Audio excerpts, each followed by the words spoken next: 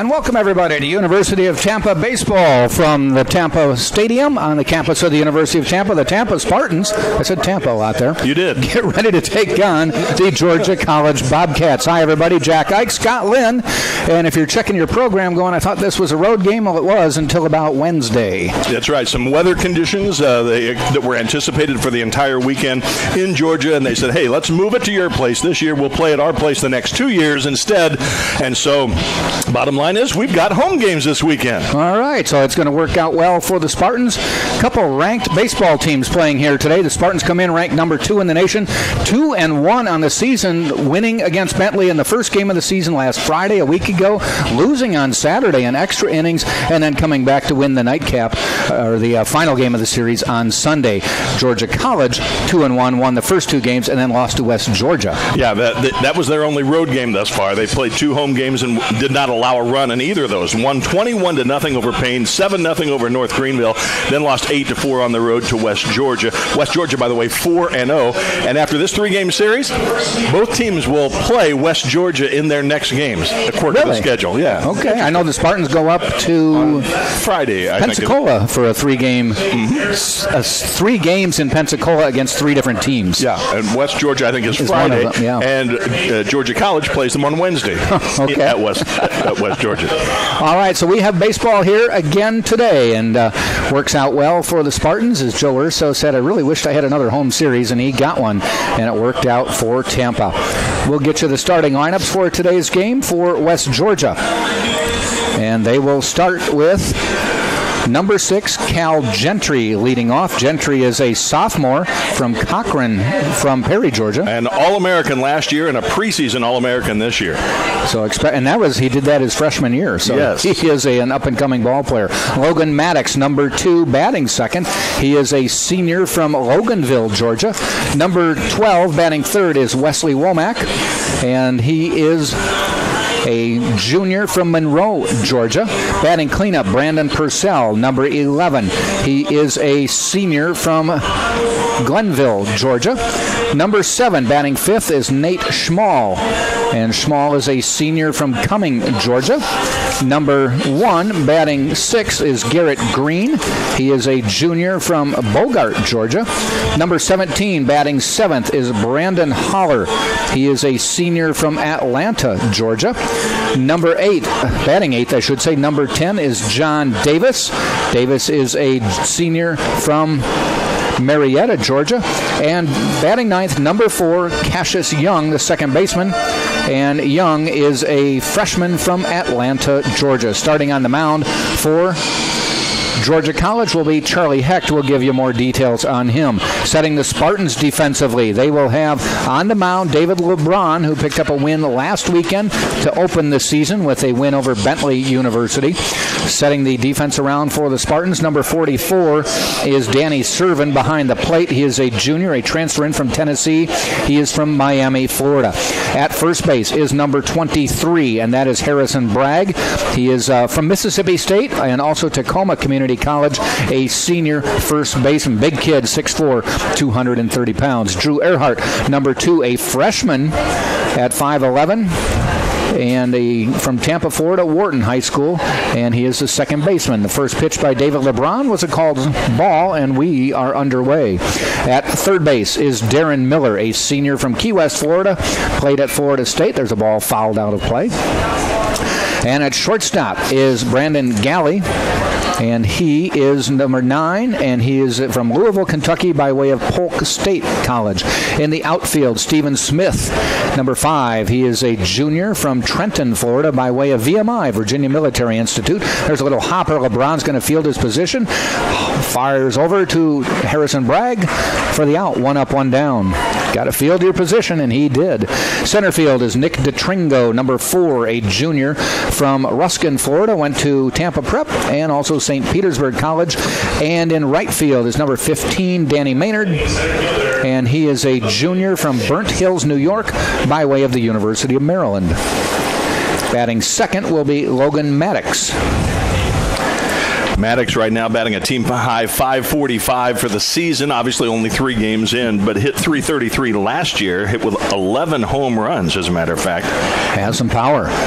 First pitch, swing and a miss, strike 1. And it was really great to get Gentry, the leadoff man. Last year, I mentioned he was an All-American. He hit .441, fourth best in Division II baseball nationwide, and hence the All-American status as a freshman.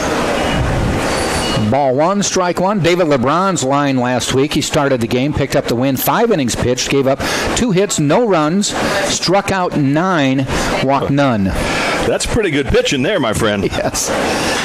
Ball fouled away. The Spartans had, I believe, if we added up correctly, 17 strikeouts in that game and only 2 walks. They always say a good ratio is about 3-1. Yeah. Well, that was about 9-1. 1 ball, 2 strikes.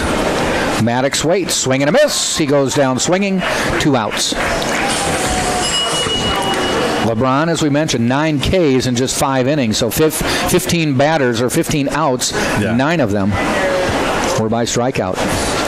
Nice day here in Tampa. They were saying it was going to be about in the low 60s and a lot of rain up in Milledgeville. It's 80 and a little cloudy here. Yeah, a little cloudy. It's clouded up late in the afternoon. I don't think we're anticipating any rain, however, so it should be a beautiful night for baseball. It's not in the forecast. The number 3 hitter at the plate is Womack. Another one of these guys. They had a good team. They got 6 starters back from a year ago, 6 in their lineup, and Joe Urso was saying, hey, they're really a good team. This will be a good test for us here early in the season. Womack, by the way, .365 last year with 6 homers and 51 runs batted in. Stole 13 of 13. If he gets on base, He's a stolen base threat. They are from Milledgeville, Georgia. They play in the Peach Belt Conference. And their head coach is Jason Eller. His second year with the team. Last year they went 35-15, 16-8 in the PBC. Pretty good start for him. Yeah. 1-1 pitch, swing and a miss, strike 2. LeBron will mix it up. His curveball is his out pitch. When he gets ahead, he'll throw a fastball and slider to get you to that point. Or at that point. We'll see what happens. He has a great slider, too. Yes, he has a curve, but that slider, the hard fastball with a bunch of bend on it, that also is a pitch he likes to throw in strikeout situations. Goes with the fastball, a little bit inside, 2-2.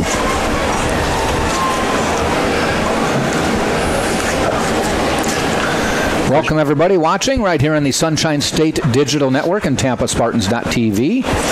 Whether you're a Bobcat fan or a Spartan fan or just a baseball fan, thanks for joining us. Fouled off. Stays 2-2 with 2 outs.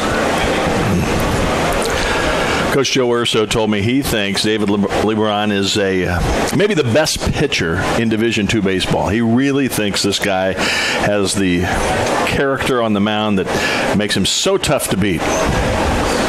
2-2 pitch. Swing and a miss. He gets the strikeout. And LeBron just cruises along here in the top of the first inning. No runs, no hits, no errors, nobody left on base. And at the end of half an inning, it is Tampa coming to bat. Georgia College failed to score. Right here on TampaSpartans.tv. Spartans will be sending up Stephen Smith, Drew Earhart, and Darren Miller. But before that, let me tell you about the Walkabout Australian Cafe and Bakery, South Tampa's newest delight. Located at 627 South Howard, Walkabout features authentic meat pies, pastries, and down-under delights. Open Tuesday through Sunday at 10 a.m. Try as mates at Walkabout Cafe and Bakery. Mr. Empanada is another sponsor of UT Baseball. The beauty of the empanada is in its simplicity. You take any of your favorite foods and imagine them inside a pocket of homemade dough that's cooked perfectly until it's golden brown and piping hot. Our empanadas are a culinary treat with 10 locations around the city. Enjoy old Tampa flavor at Mr. Empanadas. All right, we'll give you the batting order for the Tampa Spartans. Stephen Smith will lead off, the left fielder. He's followed by number 2, Drew Earhart, batting second, the second baseman. Batting third is number 10, Darren Miller, the third baseman. Cleanup will be Danny Servin, the catcher, number 44. Batting fifth, number 23, Harrison Bragg, the first baseman. Sixth spot is number 13, Connor Kreil. He is the designated hitter in this game. Batting 7th, number 15, Danny Maynard in right field. Batting 8th, number 4, Nick DeTringo in center. And batting 9th, Brandon Golly. And he is number 9. He is the shortstop. On the mound for Georgia College will be Charlie Hecht. And let's see if we can get the line on him. So far this year, 1 appearance. He picked up a win, 4 2/3 innings pitched, gave up 3 hits, no runs. He struck out 7, walked nobody. So LeBron and Hecht bring in similar credentials after 1 start this year. And last year, just to give you a little bit of framing reference, a little bit more body of work there, he was 6-3 in 17 appearances with an ERA of 4.84, 87 1/3 innings pitched, walked, well, check that, 66 strikeouts, that's what I wanted to mention. Gave up 47 earned runs, so the ERA 4.84, a little bit higher than you'd see from a lot of aces, but again, 66 strikeouts, 87 innings. He can get you out if you're not careful. Stephen Smith to lead off for the Spartans. He is a .467 hitter on the year, has 7 hits in 15 at-bats. Has slipped in well into this leadoff role. First pitch fouled off. Had a guy sitting next to me last weekend while you were busy with some other play-by-play work, who was an excellent leadoff hitter for the Tampa Spartans, Casey Scoggins. Indeed. He, I know will be with you tomorrow. I'm going to take a day off and let Casey sit in once again, and I guess he did a really good job. He did a great job. I'm not going to get Wally pipped, am I? But there, look at this 2-year-old picture I have. Oh, nice. And a nice picture of Casey Scoggins on my cell phone. I used to tweet it out. It was a picture of his jersey, number 8, and it was his back. All you could see is his back. You couldn't even tell it was Casey if you didn't know. But I always tweeted out on game day, Casey's back in action today. We had that. I'm sure we said it was Casey at the bat a number of times. Oh, yes, we said. We used all that. Yep. Good player, good broadcaster. What the heck? He's going to be heading up to Naperville, Illinois to play in a professional league, an independent league. Fouled off. Spent a couple seasons with the Minnesota Twins organization, played with the Fort Myers Miracle. And if I'm not mistaken, Casey's going to join us for the game against the Minnesota Twins, the Phillies. Phillies in Clearwater on February 22nd, Thursday afternoon. Yeah, an afternoon game. Casey played in that game against the Phillies when the Spartans won a few years ago. A home run. Gio Alfonso with the home run? Yeah. Giovanni Alfonso, a grand slam in the 8th. Yes. A 6-2 win. Yes. And the Phillies were so ridiculed, they've never lost to the Spartans since then. Well, that team lost more than 100 games that year, too. Yes. I think it was Ryan Sandberg's last season. I don't even know if he finished the season. I'm not sure he did. Yeah, it was not a good Phillies team. No. And we kind of knew that going into that game even. Now, for anybody getting their expectations up, though, if you look at the rosters or the lineups that those teams use in that first game, there's a ground ball, base hit. What a good at-bat by Smith. Just waited for that pitch and finally got it and drilled it into center field, or right field, I should say, and he is now 8 for 16, 500 batting average early in the season. But if you look at the players who are in the lineups for those games, you won't see too many of them in the opening day lineup about a month later. No, usually it's the AAA guys, although we did see some of the guys who do make the roster. They might not be the starters necessarily. Yes. But it is fun. It is fun because it's the day before the start of spring training that opens all throughout Florida. And it's a chance to get a little recognition for the Spartans. And Phillies, hey, they have a game situation. Yeah. This will actually be the official start of spring training. Almost every team's going to start at 1 o'clock this Thursday, just because of scheduling purposes. The Spartans, for a couple years, got the limelight. That's right. That's what I was thinking, actually. Yep. You're right. I stand correct. It used to be a Saturday or a Sunday game, but now it's a Thursday. Earhart gets the bunt down, but foul. Earhart coming in is a .386 hitter. It doesn't happen often where a freshman gets to play, a position player makes the starting lineup. Well, he was a starting shortstop for his high school. 4 years he was the starting shortstop, and Joe Urso said, we don't want to put a lot of pressure on him. I mean, he's good enough to play right now, but we're going to play him at second base for a while because the shortstop's kind of your anchor of your infield, and he didn't want to have to put that extra pressure on a guy so young. He was flawless in the field. knock on wood there. His dad played here at the University of Tampa. I did not know that. And is in the Hall of Fame. Really? Yeah, Joe told me that. He said that he actually played either with or very close to Tino Martinez during that era when Tino was here. 1 ball, 1 strike. Earhart with a quick timeout. But this kid was the Hillsborough County Player of the Year last year. There's some pretty good baseball played. Yeah, and a good high school, too, Wharton. Yeah, for exactly. Athletics. The pitch still wants to get the bunt down. Does, but rolls foul. And it's going to be 1 ball and 2 strikes. Well, I know you probably talked about it last week, but Joe Urso has said this is not his most powerful team from an offensive standpoint. Yes. They don't have as many guys that can hit the long ball. There's a few. There's a couple. But as far as pure power, this team is going to have to manufacture runs the old-fashioned way. Yes. Bunts, maybe even some hit and runs, but it remains to be seen if the Spartans are even fast enough to hit and run and maybe steal a base or 2. Time will tell on that.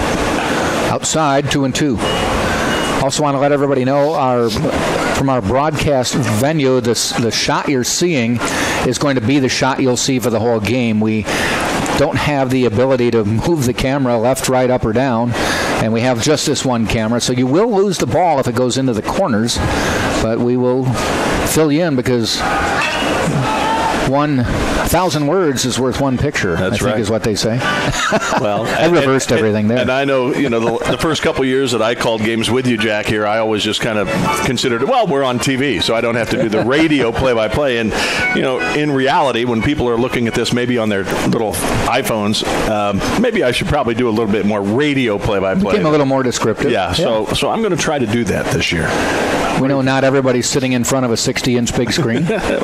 Although if you are, good job. That's a pretty view out there, nice, isn't it? Yeah. Out there. Downtown Tampa. Earhart fouls it off.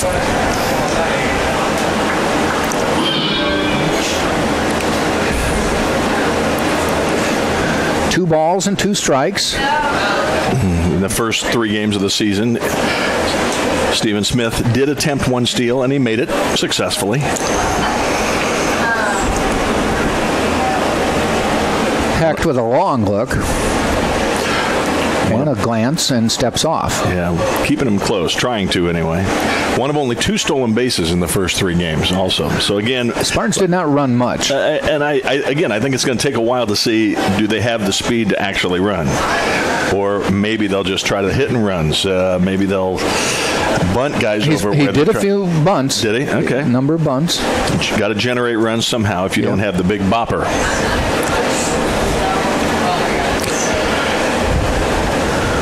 And the pitch fouled off. Boy, that was a tough pitch to get a piece of. All he wanted to do is foul that one off. Earhart did a good job hanging with that. Now, last Friday, Richie Rivera, who we talked to for a couple seconds, was the leadoff hitter. But on his second at-bat, he put a nice bunt down the first base line, but to avoid the tag from the first baseman, he dove and slid toward the bag, jammed his thumb on the bag, reaching for it, and broke his thumb. There's the runner going. A nice little hit and run. Smith is going to hustle his way to third, and the runners are at the corners with nobody out. Boy, a great at-bat there, too. These first 2 hitters have done a heck of a job hanging in there, and then we have runners at the corners, and now... Well, they're waving them in.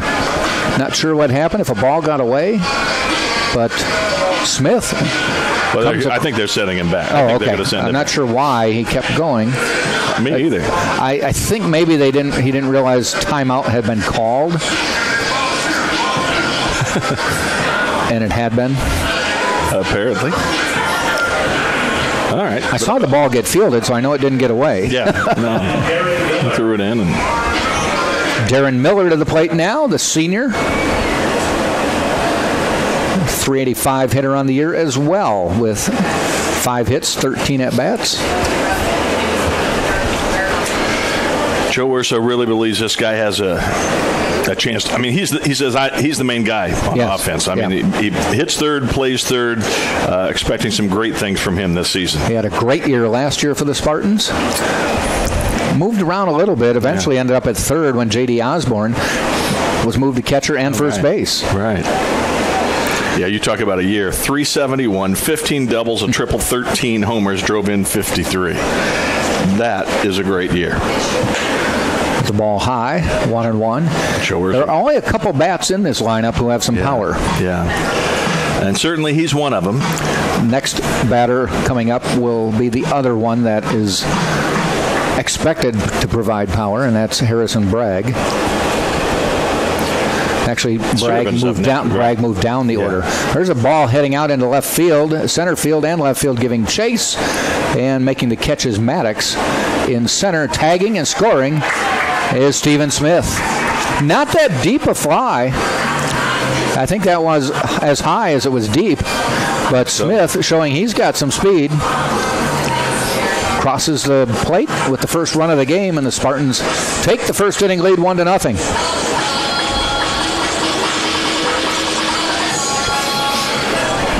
You mentioned Harrison Bragg, who's now in the on-deck circle as Servin comes to the plate. You're right. Joe Urso told me he thinks that Bragg might be the guy with the most power he's ever had come through the program. He may have shared that with you, too, but the most power he's ever had. And he said, we've had some guys with power. Oh, yeah. I guess you can tell me he hit a bomb last week.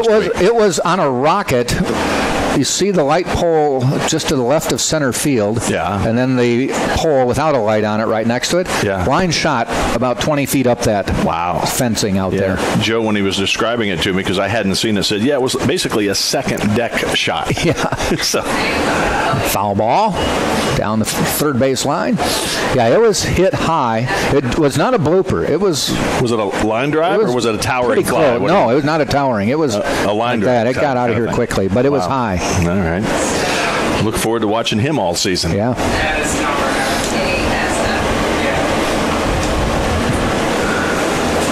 One strike to Servin. Ground ball out to second, booted. Do they get the play? They go to first and get the out. Earhart able to get over at second base as the second baseman, Young,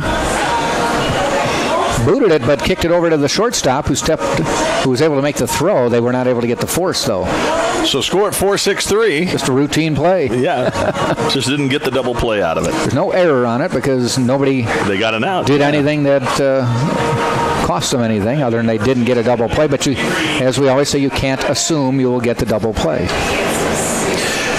You know, all you got to know about Harrison Bragg is he played last year at Mississippi State. That's a school that is almost always in contention to go to Omaha in the Division I World Series. And he hit like 290, I think, there. Yes.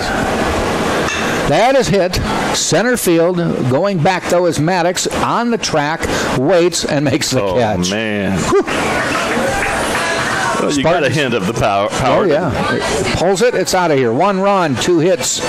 No errors. Spartans did leave a base runner. We have played a full inning, and it is Tampa 1, Georgia College nothing. Coming up for Georgia College will be Purcell, Schmall, and Green. You're watching right here on TampaSpartans.tv. Tropical Smoothie Cafe's menu boasts bold, flavorful smoothies with a healthy appeal, all made to order from the freshest ingredients. Their toasted wraps, sandwiches, flatbreads, and bowls are made fresh with quality meats and cheeses, fresh produce, and flavorful sauces. Located downtown at 200 North Tampa, just around the corner from UT. And DP Dough delivers cheesy happiness on and around college campuses around the country, including UT. For calzones, wings, and breadsticks, order online at dpdough.com. They're open late. Looking over the game notes, and you know I'm a stickler for grammar and things being done right. You are. Very first thing, Spartans by the numbers, longest winning streak, 1-0. It's not a streak till you win 2. It's true. You are correct, sir. Okay. You should be employed in like by ESPN stats or the. I should be at least be in the communications field. You should. You should. Wait, I am. Oh, yes, you are. Finally. It took some time, but it's all good.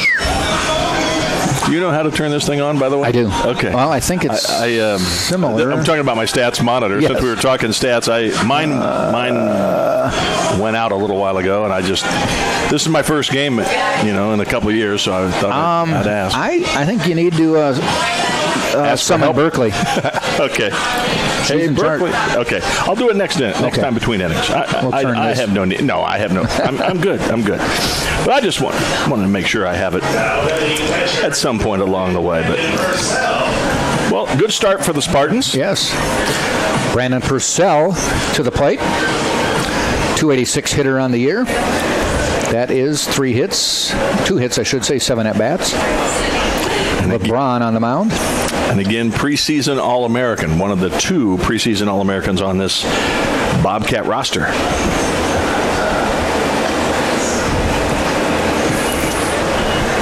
Again, I'm throwing out a lot of stats. Last year, .327 batter, but 10 homers, 58 runs batted in, stole 10 out of 14. So again, if he gets on, he's a threat to steal. Gives you a pretty good idea what to expect when you take a look at the past season, until we get a little deeper into this season. Right. Hit .349 as a sophomore. His average was a little bit down, but he had more power last season. 2 balls, no strikes.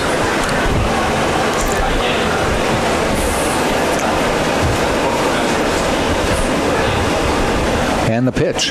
Down the middle, swing and a miss. When David LeBron pitches, there are a few scouts in the stands. When Garrett Cave pitched for the Spartans last year, came here for 1 year, turned pro. Yep. It was so funny because you'd look down in the stands right behind home plate. 2-1 pitch, popped up, heading out toward right field. Maynard coming in, makes the catch. But if you saw it before the game, you'd say, why did 30 middle-aged men come to a college baseball game? Until Cave got ready to throw his first pitch, and 30 radar guns would go up. Yeah. It's really interesting, when those scouts, everybody's radar gun maybe shows a different speed too. So you kind of almost have to take an average of what they all are showing. I mean, but with David LeBron, he's going 90 to 94. Yes. And basically, it was the number that they all seem to show every time he's working. And I mentioned Garrett Cave because about half a dozen radar guns go up when he's on the mound now, and that will maybe increase as the season goes along. It was so funny because Cave started earlier in the year, then became the reliever, and there'd be no middle-aged men sitting behind home plate until apparently they would sit out in their cars in the parking ramp across the street listening to us because as soon as Cave came in, they came out of the woodwork. Really? Yeah. Interesting. Well, and that's because, on some of those summer days, it can be a little warm here. Yeah. It used to be, but now we got a canopy over the They may have bleachers. alleviated the situation somewhat with a canopy over the bleachers. There's a call strike, 1 and 2. I mean, literally, when we do games later in the year, you could fry an egg on the bleachers. Yeah. They are aluminum, and I'm sure they would sizzle. Now they won't get the direct sunlight. No. So that will definitely help make it a lot more comfortable for the fans. 1 ball, 2 strikes to Nate Schmall. The pitch. Foul back, straight back. Schmall hitting .500 so far this season, 5 hits in 10 at-bats.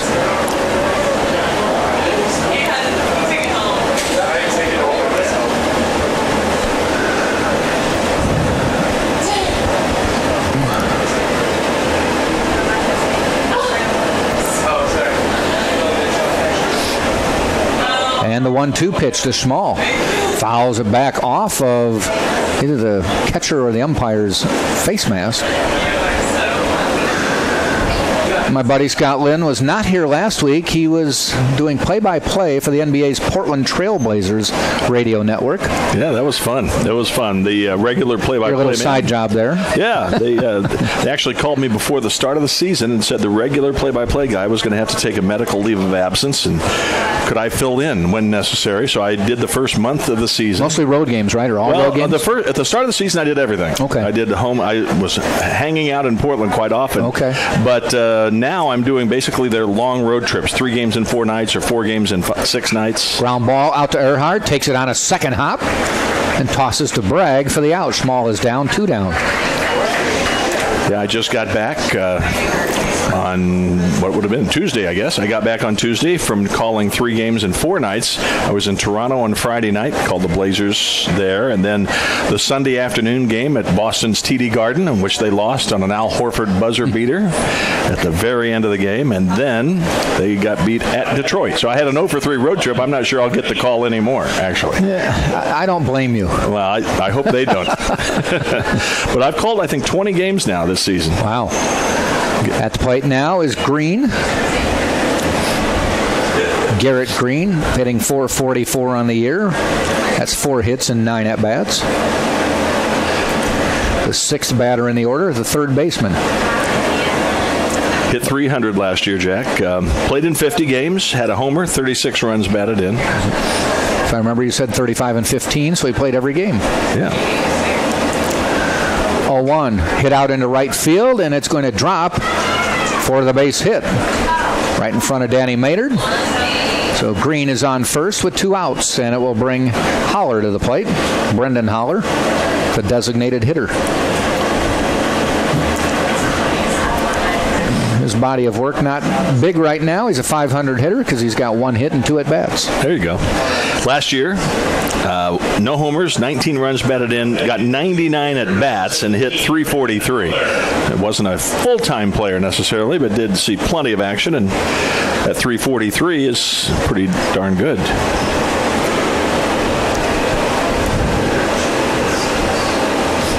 LeBron's pitch, a little bit low.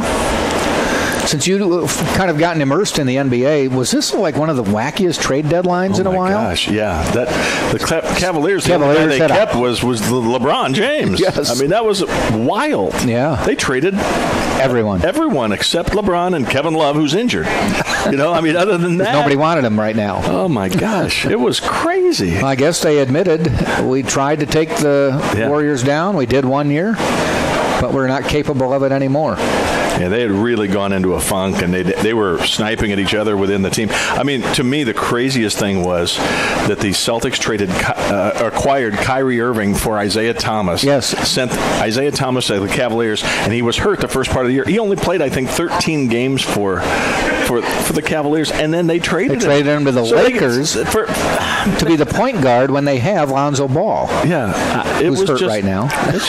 Ooh, close. And Isaiah Thomas made the statement that I'm not a backup, I'm a starter. Okay. That's Magic Johnson, the GM, said Lonzo Ball's our point guard. Yeah. It's going to be interesting. Yes. The NBA, that was crazy, though. Blake Griffin went just before the deadline. Yeah, I got to see Blake Griffin playing for Detroit. I saw him in his 3rd game. He and Andre Drummond combined for about 45 points and 40 rebounds. So he slipped in well. They fit in. Yeah, the last I had checked, they were 4-0 after the trade was announced, 3-0 with him, and I think they won again. So I think they might be 5-0 since that trade was announced. They really re-energized the Pistons. LeBron has gone 3-0 on Holler. On deck is John Davis, the first baseman. Well, this is the first time we've seen LeBron have to pitch out of the stretch, as he had retired the first 5 hitters. And he's still looking for that first strike. Yeah.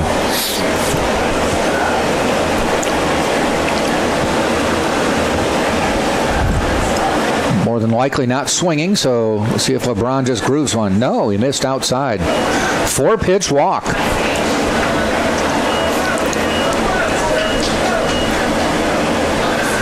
We have a decent crowd here for a series that was moved here quickly. Yeah, we got the word out. We talked about it a little bit on our Wednesday basketball broadcast, the women and the men's games. We had a very good crowd all weekend long last weekend. Yeah. Oh, good. Well, when you're number 2 in the country, people love to support the winner. Yep. John Davis, by the way, injured most of last season, only played in 6 games and had 5 at-bats, had just 2 hits. So he's looking forward to just staying healthy and having a good year. Yeah, there's one fouled back. I always enjoy these early season games when these guys aren't traveling that far from Georgia, but when the Spartans start playing teams who come down from the north, like Bentley, though Bentley doesn't, they didn't bring that many people down here. But when some of these other schools come down here, they get a lot of people who say, hey, we're going to Tampa for a while. That's right. They're forecasting 80s for the next week. So if you're not doing anything, Tampa's the place to be. Well, it is. And again, with spring training starting, you'll see a lot of the snowbirds coming down. Yep. No doubt about that. Yep. Yeah, I saw one today because I'm like, come on, Illinois, get going. I got to get to this game. Oh, the license plate? Yeah. Yeah, it took me over an hour to get here from what is normally about a 40-minute drive. Goes flailing at that one for a strike. 1 ball, 2 strikes on Davis. Cassius Young, the second baseman, on deck. Really do want to get out of the situation right here. Young, by the way, even though he's hitting 9th and is just a freshman, he's driven in 6 runs in 3 games. He's off to a very good start. And if he comes up, that would mean the bases might be loaded or a run's already in. LeBron really wants to get him right here. There's one hit out into center field. If it falls in, it does, and that's probably going to tie this game up. Scoring from second base is Green, and we're all tied up at 1 apiece. So David LeBron gives up a hit and then a 4-pitch walk, and it cost him there with 2 outs. Solid single by Davis. Got to make him feel good, trying to get some at-bats, stay healthy, play some baseball. And now here's the kid we were talking about, just a freshman, out of Atlanta, out of Marist High School, Cassius Young. They call him Cash. That's his nickname.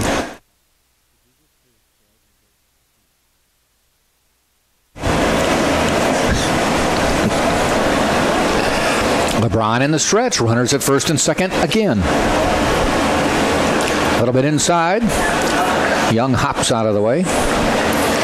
Young knows all about winning. His team won the 4A state championship last year in the state of Georgia. Wow.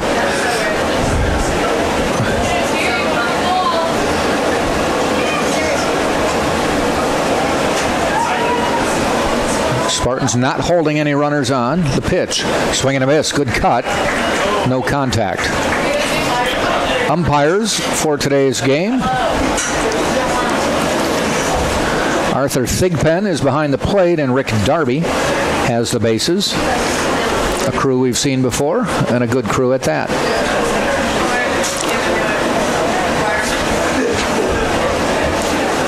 In the stretch,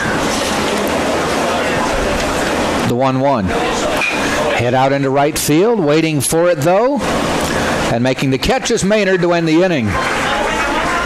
Georgia College, though, picks up a run on 2 hits. They leave 2.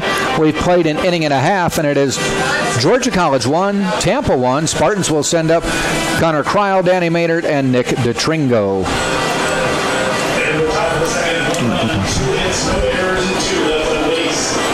We've got some great sponsors bringing you these games today. Jersey Mike's. At Jersey Mike's, we offer a sub above with the nearest location at 2121 West Kennedy. It's in Tampa. Jersey Mike's is a sub above. Courtyard by Marriott, simply refreshing. It's located at 3805 West Cypress in Tampa. It is an official host hotel of University of Tampa Athletics.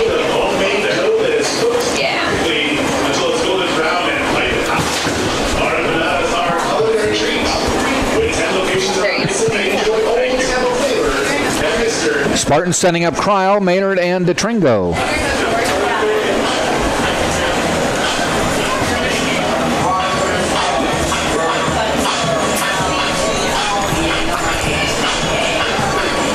Charlie Hecht back on the mound. Had a good first inning. Did give up 2 hits and a run, though. These teams have met quite often through the years. This is what, the 68th meeting between these two teams, and Tampa owns the all-time series, 47-20. They are in the same region, so there's a chance if both qualify for the NCAAs, they may meet again. Yeah, this could be, you never know, this could be for the possibility of hosting the NCAA regional. Yes, which the Spartans have done in the past. We've done a bunch of games. Yeah. Matter of fact, 2 years ago, we did. You and I did every game of that regional, not just Spartan games. Yeah. I think we did, it was 11 or 13 games in 3 days? Yeah. Wow. We were getting tired. We're alternating innings just to let our voices rest. Had a great time, though, talking with fans from all the different schools on Twitter, on social media. I think the only bad thing about that one, it was fun to do, but I think the Spartans went out in 2 straight. Yeah, they did. They were the number 1 seed. And they were out in a hurry. Yeah.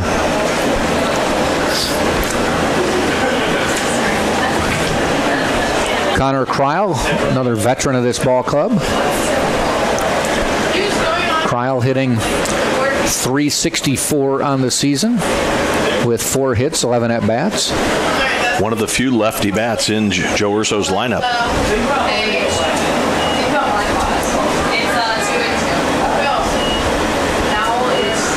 Kreil last year, .374 with a homer. Had 3 triples, a couple of doubles. Spent his first 2 years in College of Central Florida. Goes down swinging there, though, for the first out of the inning. 1 up, 1 down, and to the plate comes Danny Maynard. Maynard, .167 on the year, just 1 hit and 6 at-bats. You know, Joe told me an interesting story about Danny Maynard. He's really probably the team's number 2 catcher. Yes, but he's playing right field. He was asked to play right because of the injury. To Richie Rivera. That you talked about earlier. But they said he basically asked him to play some right field. He said he said. He's a catcher, and I realized we were down. I would like to have his bat in there, and he said, I used to play outfield, so I could do that. So they gave him a shot, gave him a little workout, and it turned out all right. He was behind the plate for 1 game last weekend, but played some outfield as well, and back out there tonight. By the way, we have games at 3 o'clock tomorrow and noon on Sunday. Okay. Interestingly, last weekend it was a noon Sunday scheduled game against Bentley, and shortly after the game, the Saturday game, or maybe a little bit, sometime during the Saturday game, word got out they were going to make it an 11 o'clock game because they saw rain in the forecast for late afternoon. So we made it an 11 o'clock game. They cut into my sleep, but I got up here and came here anyway. Well, who needs beauty sleep, Jack?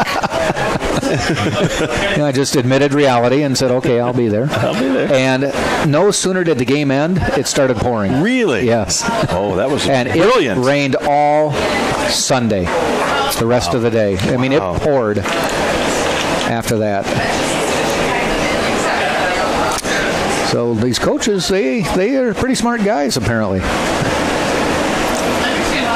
2 balls, 2 strikes. The pitch fouled back. You wonder, do they look at one of the particular TV channels and talk? I don't know if they. To a weatherman. I heard a couple years ago there's a service. Because I remember we had a rain delay here, and they kept a lightning delay. The lightning and delay. They exactly. Said we couldn't go on until the service told them.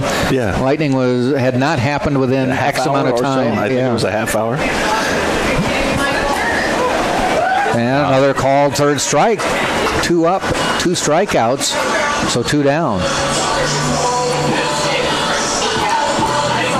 Brandon Galley to the plate now. Or take that back. Nick DeTringo, the number 8 hitter. You know, Nick DeTringo actually is a guy who, similar story. I mean, he's basically an infielder. Yes.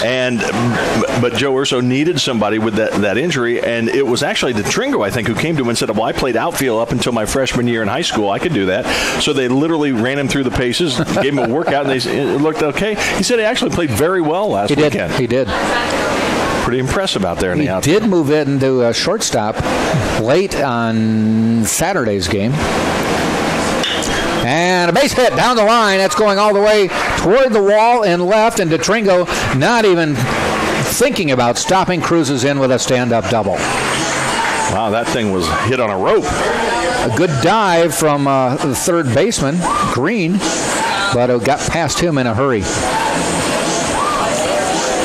Brandon Galley to the plate now. Number 9 hitter in the order. 222 on the year, 2 hits, 9 at-bats. One of those hits drove in a run. So with 2 outs, DeTringo with the double. Galley will see if he can get him in.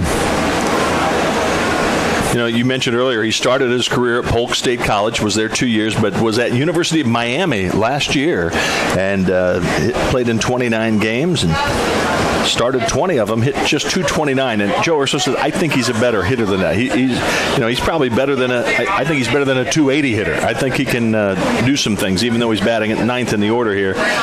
He thinks that he's going to have an improved season. Hecht in the stretch. That ball is outside. 1-1. Jack, without the power that the Spartans have had in years past, you start to wonder. I mean, the first thing that comes to my mind is, do they have to score every time they get a man in scoring position? Yeah. Opportunities? How many opportunities do you really have?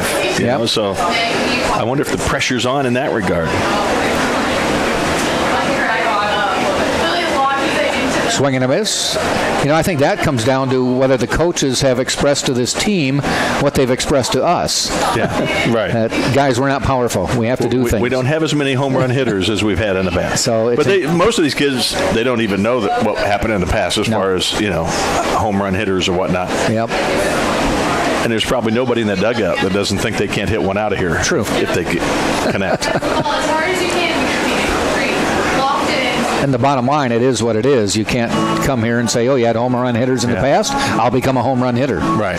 Because that's what you want.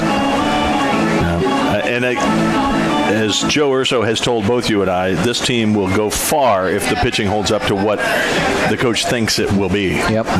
He thinks that this is the deepest pitching he's ever had with a whole stable full of 90-mile-an-hour fastball pitchers. Yes. Popped up. Playable, I believe. Womack in fair territory makes the catch, and that ends the inning. Spartans come up with one hit. No runs, though. They leave a man stranded on second base. And at the end of 2 full innings, it is all tied. Tampa won, Georgia College won. Rebuilt Meals is a sponsor of UT Athletics. Whether you are a competitive athlete wanting to tone up or just love flavorful, healthy food, their meals are built to feed your body with the proper nutrients that will fuel your active lifestyle. Enjoy fitness-inspired meal plans with Rebuilt Meals. Visit rebuiltmeals.com. Courtyard by Marriott is simply refreshing, located at 3805 West Cypress in Tampa, an official host hotel of University of Tampa Athletics. That'll be Gentry, Maddox, and Womack coming to bat for Georgia College as we go to the third. Jack Ike, Scott Lynn with the broadcast.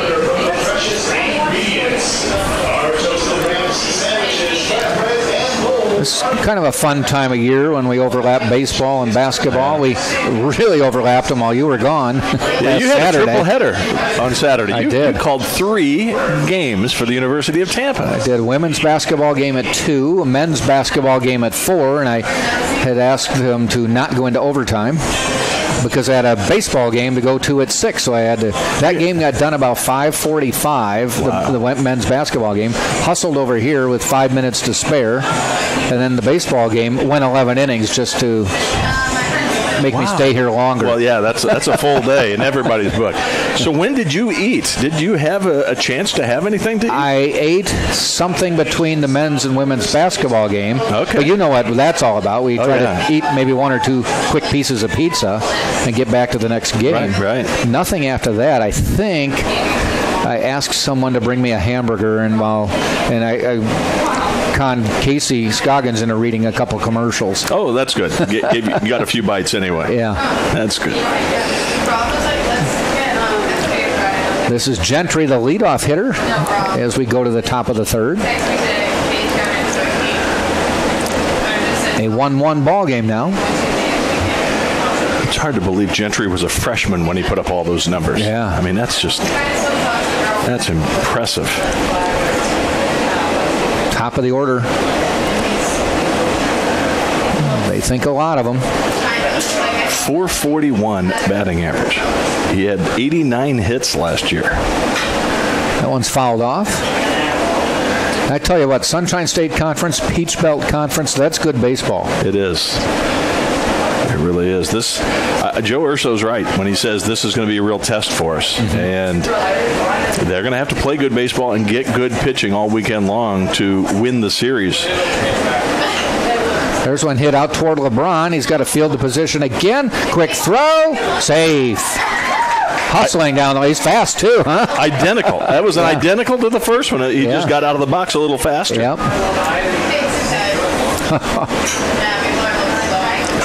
And yes, he is fast. Joe Urso coming out of the dugout, checking on something. Doesn't look like anything major. Heads back. That'll bring the center fielder Logan Maddox to the plate. Gentry 7 of 10 stealing last year. So obviously, Spartans are going to want to keep an eye on him. Harrison Bragg doing just that, holding him on at first. Darren Miller playing on the grass at third base. Backed off the grass and goes even with the bag, and a swing and a miss.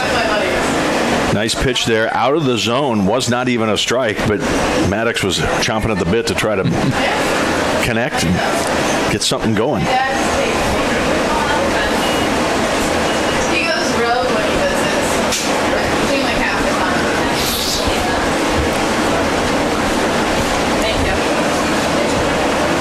The 1-1, quick throw. Had to dive back in there, but he's safe, huh? He gave him the A move right off the bat. Yeah, there. that was a good quick move.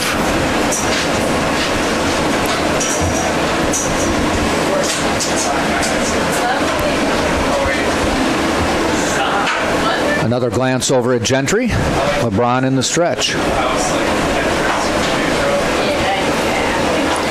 Another quick throw over. Not a big lead for Gentry. No. Though if you're fast, you don't need a big lead. Lou Brock, who near and dear to your heart, I know, never took huge leads. He was one of those who kind of initiated the walking lead. He would start to stroll and be gone. That's when he would take off.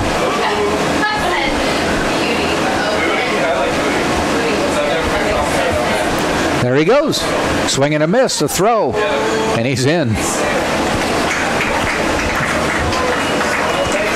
Lou Brock had a couple philosophies. He said stealing base wasn't how big the lead was. He said stealing a base was, I don't know if you ever heard this one, but he said it's 13 steps and slide. Oh, yeah. That makes sense. He had it down to a science. Yeah. I know another thing he used to say was you could steal easier off a left-handed pitcher than a right-handed. Yeah. And Brock used to say that all the time, and I guess it was because, he's looking right at you. You can tell whether he's going to turn that shoulder and throw it your way. Brock preferred to steal off lefties, which was interesting to me. Swing and a miss, strikeout by Maddox. The other thing Brock said about the lead, you don't take too big a lead because then you're leaning back toward first. Right. You want to take a good enough lead that you're leaning towards second. And again, with that walk-off, he would try to time it so that get a little momentum. Get a little momentum going towards the base you're going to steal. Yeah. So the size of the lead was not the big deal. Wesley Womack to the plate. He struck out his first time up. One out, man on second, though, and that's Cal Gentry representing the lead run in this game.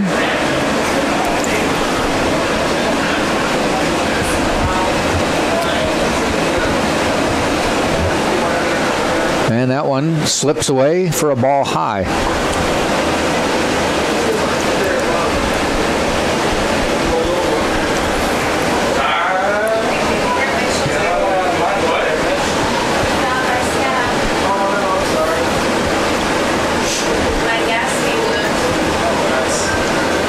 One ball, no strikes.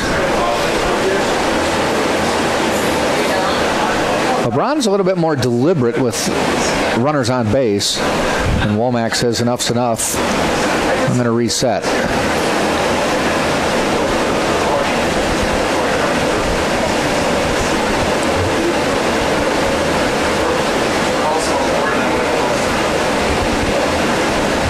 And the pitch. Ground ball. Bragg picks it up on a hop. Actually now picks it up. Gets the out. Runner Gentry to third with the out. 2 down now. And Purcell to the plate.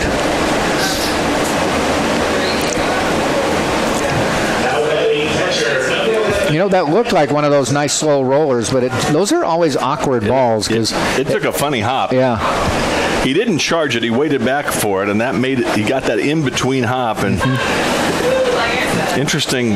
Joe Urso says he really likes the way Bragg plays first base. Says he's an excellent defensive first baseman. So the fact that he didn't handle that cleanly may be a little bit of a surprise. Yeah, but he stayed in front of it. He did. Got the out. There's a ground ball out to Galley. Toss across, and the inning is over. No damage, though Gentry got a base hit on a bunt, or I should say a swinging bunt is what it was.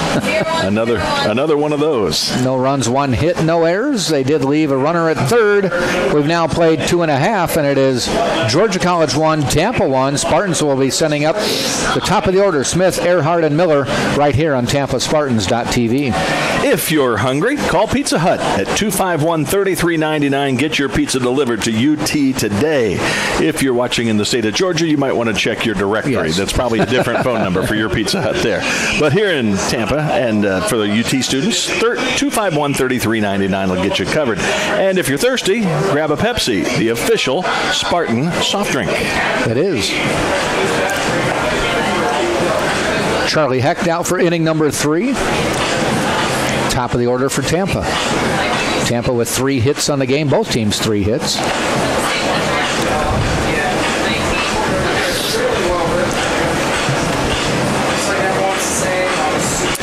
Logan Maddox, who is the number 2 hitter in this order, he has struck out a couple times. I was going to mention, interestingly, he's from Loganville. Oh, maybe they named him after him. I'm wondering, maybe he was a great high school player. They won a state championship while he was there. It was probably Morristown for a long time, and then after they won the championship, it's now Loganville. Loganville? Yeah. Probably so.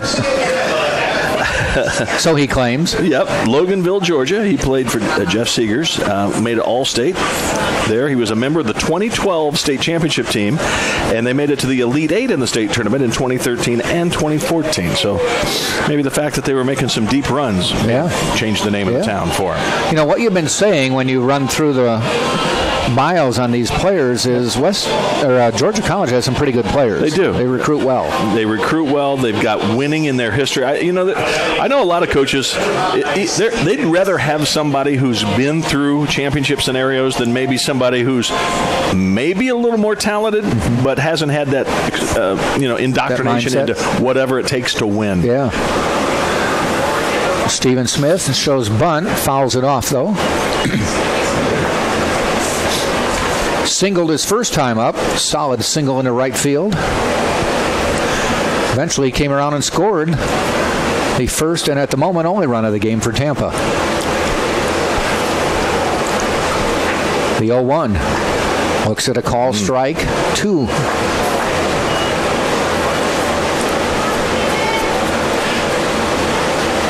Stephen Smith started his career at Virginia Military Institute and then spent 2 years at Santa Fe College. Last year he hit .353. Ball high.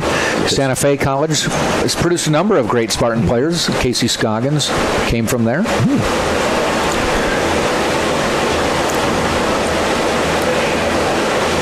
He hit 6 home runs last year as a sophomore. Fouled off. I was talking to Casey about the JUCO route because Spartans have a lot from Santa Fe, Hillsboro, St. Pete, Polk State. And I said, Joe Urso says that he thinks that the JUCO players are as well prepared as anybody when they get to this level. There's a foul, and I said, what is it about the JUCO route that is so good? And Casey said, the reason a lot of good players go the junior college route is the way the Major League draft is you can get drafted right out of high school. Right. If you commit to a D1 program, you cannot be drafted until after your junior year. Correct. So if you think you have the potential and may want to give it a shot before your junior year, you go to a junior college. Interesting. So you could leave after your first year, after your second year, or you make the move to the next level after your second year. And then you can still go after your junior year. Yes. Ball in the fouled or drop third strike, throw to first is an out for Smith, and they'll bring Earhart to the plate. So he said, people have the misconception. They think basketball or something like that usually didn't qualify because of grades or something like that. Right. That's why you went to the JUCO. Not the case in baseball. Yeah. You know, the interesting thing, especially in a Division II program like University of Tampa, where you've got really good recruits wanting to come play here, whether they're D1 transfers or coming out of high school. I think there were 2 draftees that were shortstops. There's a ground ball up the middle by Earhart. Nice diving stop by Gentry, and the kid can field as well. But they say they pulled him off the bag. Pulled him off the bag. Wow, what a nice play, though. You know what's interesting is the 2 freshmen showed some speed and both got on close plays. Gentry, nice play at short, but Earhart hustling down the line beats it, or got there after being pulled off the base. They haven't ruled yet whether it's a hit or an error. I have not seen it yet, yes. It looked to me They say single to short. Okay. Well, then the scoreboard needs to add a hit, I believe. Okay. Yeah, it would be correct. And I think that's fair. I mean, it was not a routine play. He made a nice stop to go get it. So he may have been pulled. I don't know. Did the umpire give pulled his foot? He said he pulled him off the bag. He waved as if he was off the bag at the time. And again, maybe it was just simply the first baseman pulling his foot. Sure. But I think he might have been out had the foot stayed on the bag. And that's why I thought it might have been an error. But I don't know who you give the error to in that case. Maybe if the throw was on line, and we can't tell from our angle, then it's probably would be an error on the first baseman for pulling his foot before. But it was such a bang play. Let's just give him the hit. Sure. I think I'm all for that. Drew Earhart, he's a freshman. He wants the hit anyway. You bet. And he hit it hard. Inside. Though I do ask, if he would have been out had they been on the base, should that be an error on somebody? I think so. Yeah, I think so too. I think so. I mean, in the strictest interpretation, yeah. Everything goes as planned, it should be an out. But again, that was more than a routine play at short. Right. Hence, swing and a miss by Darren Miller. But if the throw was on line, and again, that's the key, we couldn't really tell. Miller flew out to center, scoring Stephen Smith on the sac fly.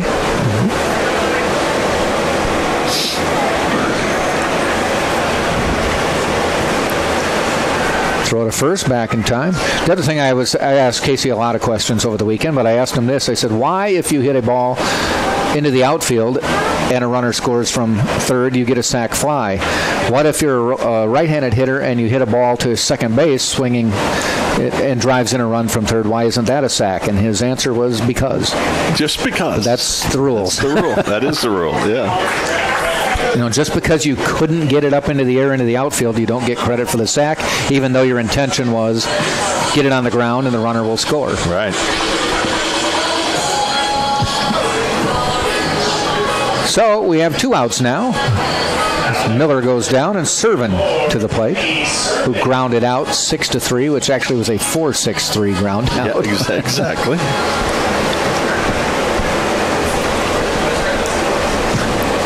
Earhart dives back.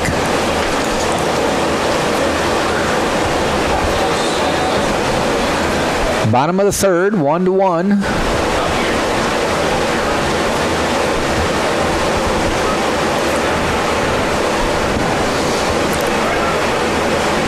And Hecht with the pitch, fouled back.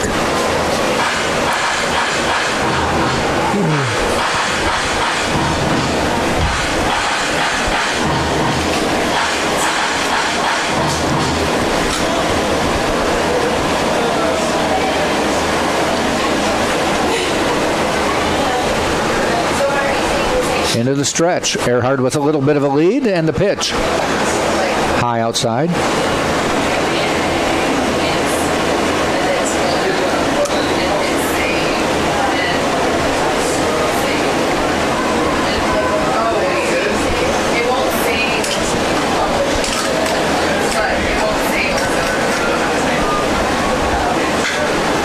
One's hit out into right field, fairly deep, cruising back and making a nice catch on the warning track to end the inning is Womack.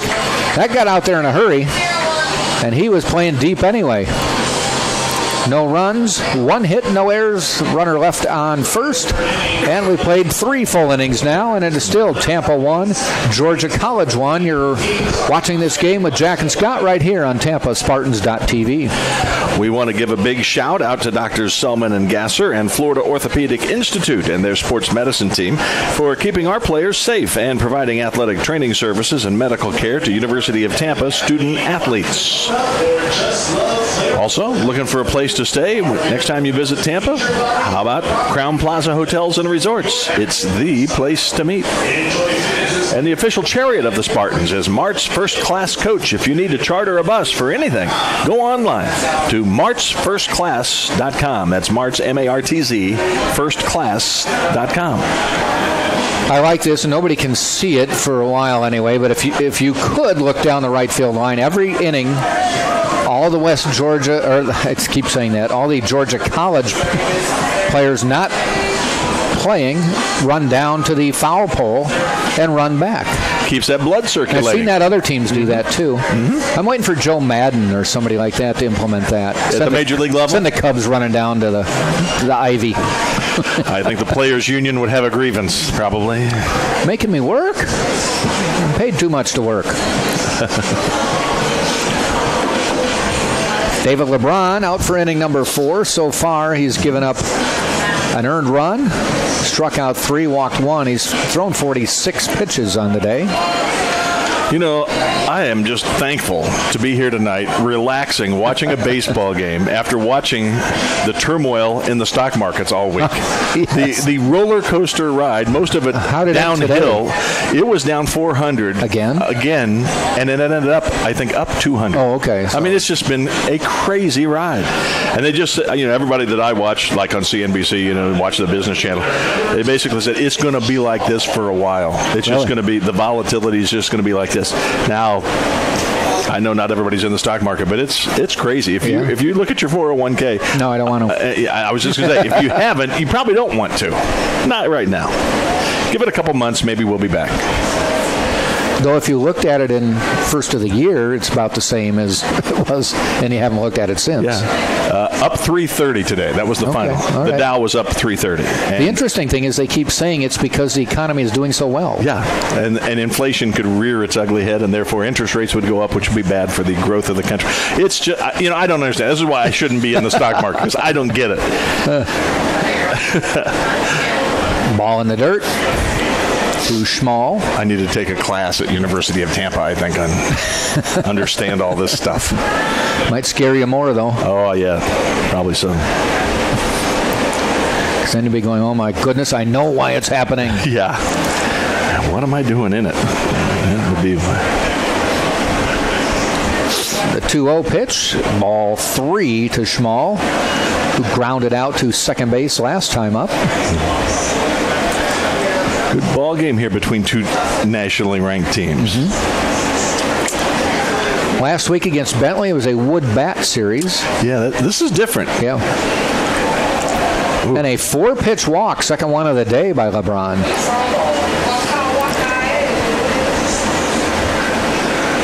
We'll bring Green to the plate. Coach Urso was talking about that with me yesterday. I had a chance. I called him and got a few insights about his team. He said, it'll be interesting to see. Last weekend, some of the guys that we had out of their normal positions in a wood bat game, it's a different game defensively. It's not quite as difficult. The ball doesn't get out there to you as quickly, that kind of thing. He says it'll be interesting to see if those same guys end up having any trouble now with the other bats.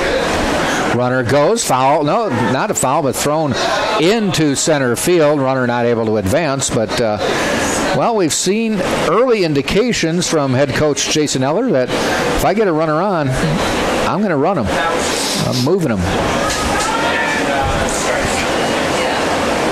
Now, Servant has a good arm. It maybe isn't the strongest arm. It's not Johnny Bench behind the plate, but he's got a good, strong arm. And, again, there's about 3 catchers on the roster. Chris Gaffney, of course, is coming back from an injury. Still hurt, or still getting up to speed. Right. Maynard.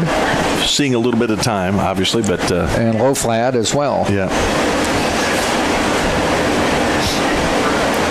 LeBron literally shaking off the sign.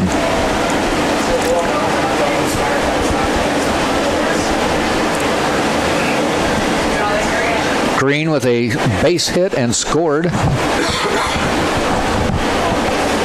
Back in the second inning. Fouls that one. Tried to bunt.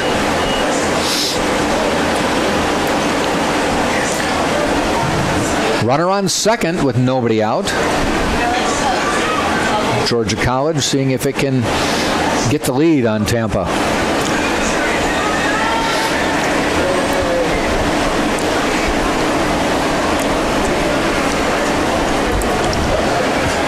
You got to give credit to Georgia College, too. I mean, didn't want to see its series wiped out against Tampa. Yeah. And so they found the money in their budget to bring the whole team here. That's cool. Hit out into center field, coming in quickly, and falls in for the base hit. Green just able to bloop it over the outfield, or the infield, I should say, but in front of DeTringo. He hustled. But we now have runners on first and second with nobody out. The 6, 7, and 8 hitters have not made an out yet today. Holler walked, and Davis, who's on deck, had a base hit his first time to drive in a run. So that's the fourth hit of the day. And the lefty Holler waits.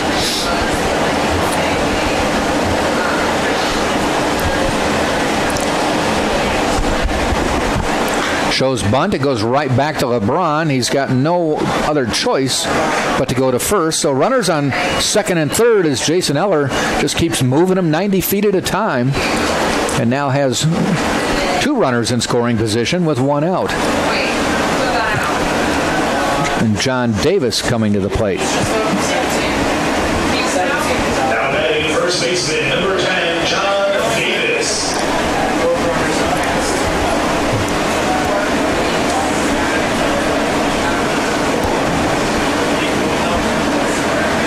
Davis walked. Ended up staying at first base when the inning ended. Swing and a miss there. Take that back. Davis singled and drove in the run. They hadn't changed they hadn't forwarded the batter. Singled to center and drove in a run. If he does it again, two will score.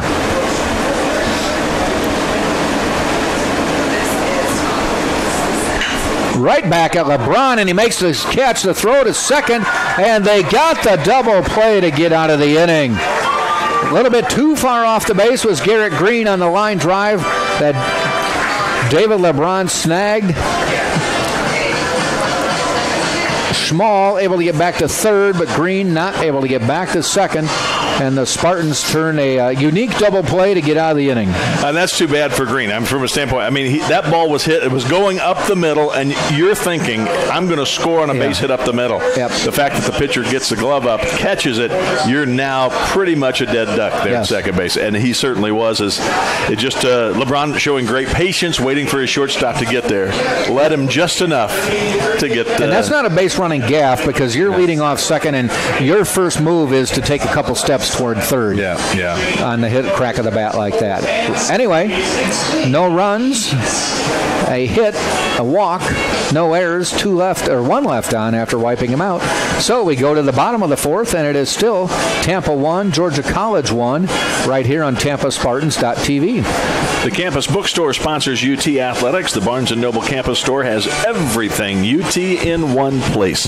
Located in the Vaughn Center, first floor, open Monday through Saturday, or shop online at utampa.bn, as in Barnes & Noble, bncollege.com. That's bncollege.com. Now, Walter's Press Box is Tampa's favorite place to watch the big game and party. The Press Box at 222 South Dale Mabry.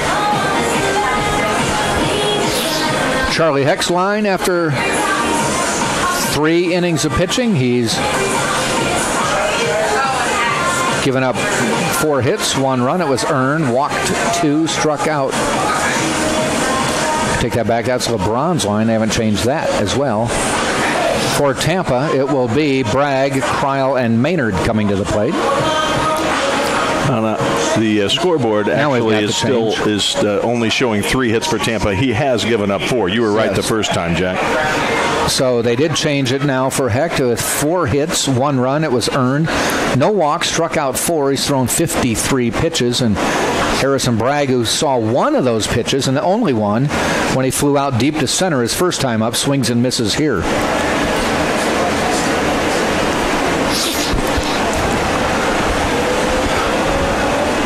Hecht's pitch. Ball outside. We talked about that Bentley series being a wood bat league, and yet Harrison Bragg hit one deep to center out of here. He's got wood bat power.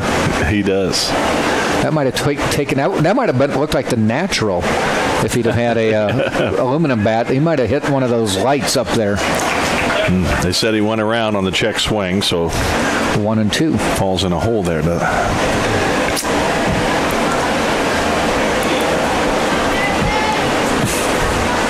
1 and 2 pitch. Here it is. In the dirt. Good stop by Purcell.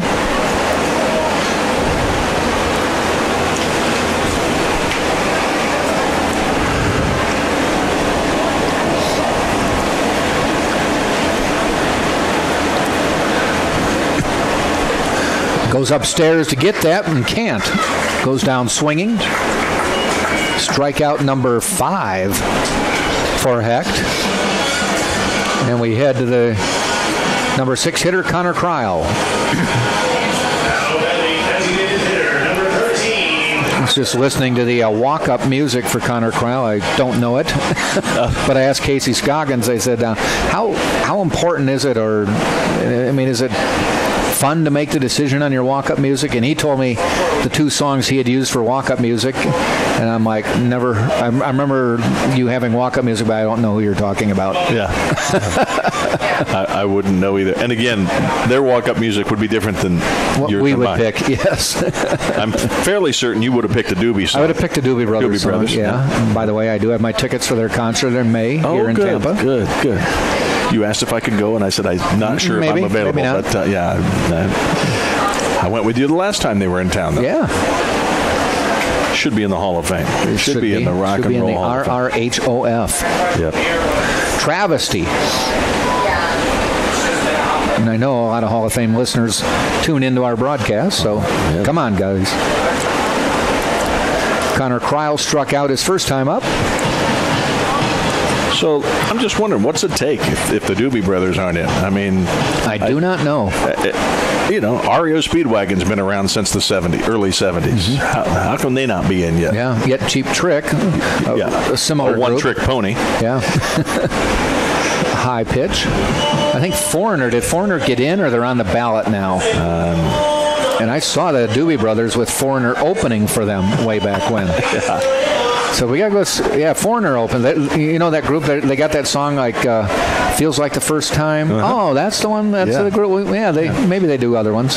Yeah. Oh, they do. They do. At the time, that was their hit. Was your thought. That was their only song out. Right. Cold as Ice was also off that first album, and they were off and running. I think I told you I saw REO Speedwagon in the middle 70s when they were a bar band. Actually, it was the early 70s. Early 70s, they were a bar band. I paid a $2 cover. Popped up. First baseman coming in. That's Davis. And he goes backwards and made the catch. Actually, that was the second baseman. Yeah, Young making the catch. Young called him off and then said, oops, wait a minute. Wait, why did I do that? He caught it about where he started, but he moved up about 15 feet prior to that. 2 outs. Maynard to the plate.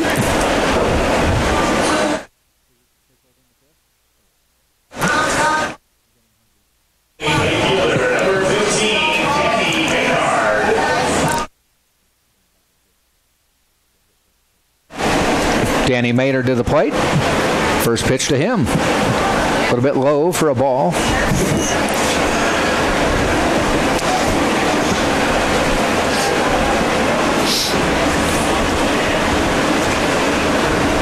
The 1-0 pitch. Fouled back.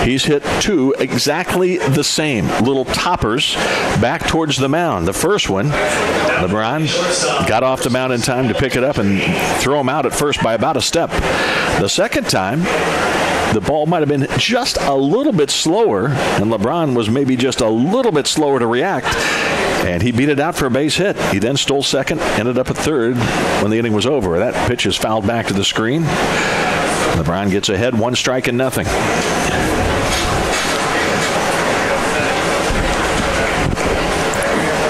Football ends, baseball has begun. And Major League Baseball begins in just a couple of weeks, 2 weeks from tonight. There'll be games all over the state of Florida. The 0-1 pitch from LeBron. Way high. He lost control of that one. And it's sailed about 6 feet above the umpire's head. No chance for Gentry to swing at that one. 1 ball, 1 strike. Ball simply just came out of the grasp. And the umpire's going to throw that ball out of play after it went directly into the net, into the screen behind home plate. It might have got scuffed a bit. 1 ball, 1 strike. LeBron looks in. Here's the pitch to Cal Gentry. Swung on and missed. Took something off of that one. And Gentry was out ahead of it. And he might have got a piece of it. At the very least, it didn't go far. And it's a 1 ball, 2 strike count.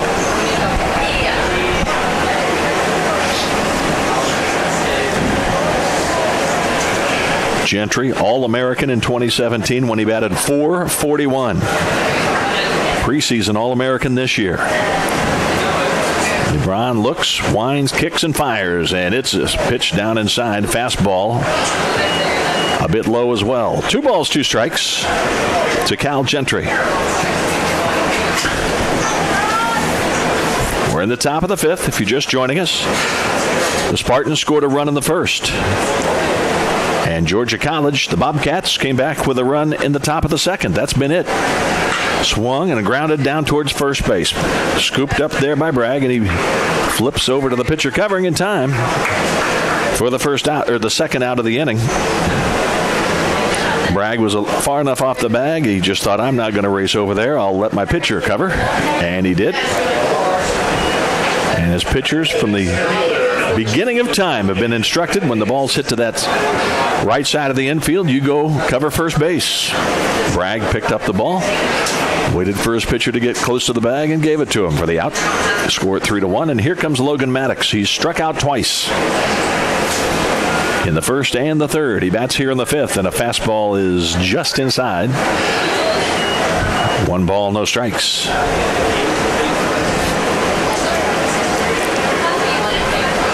Logan Maddox from Loganville, Georgia.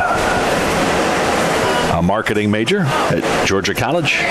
Swung on and tapped foul.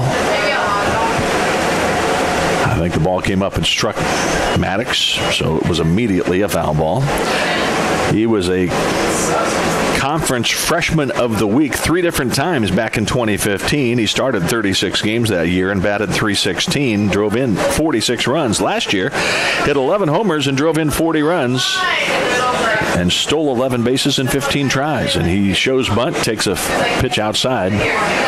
2 balls and a strike.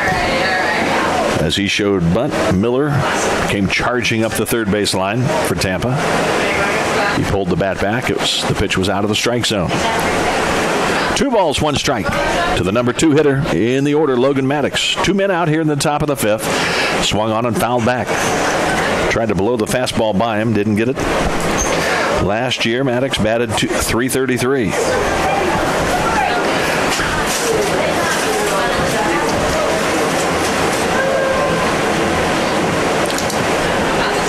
Maddox stole 8 bases his freshman year, 11 bases last year.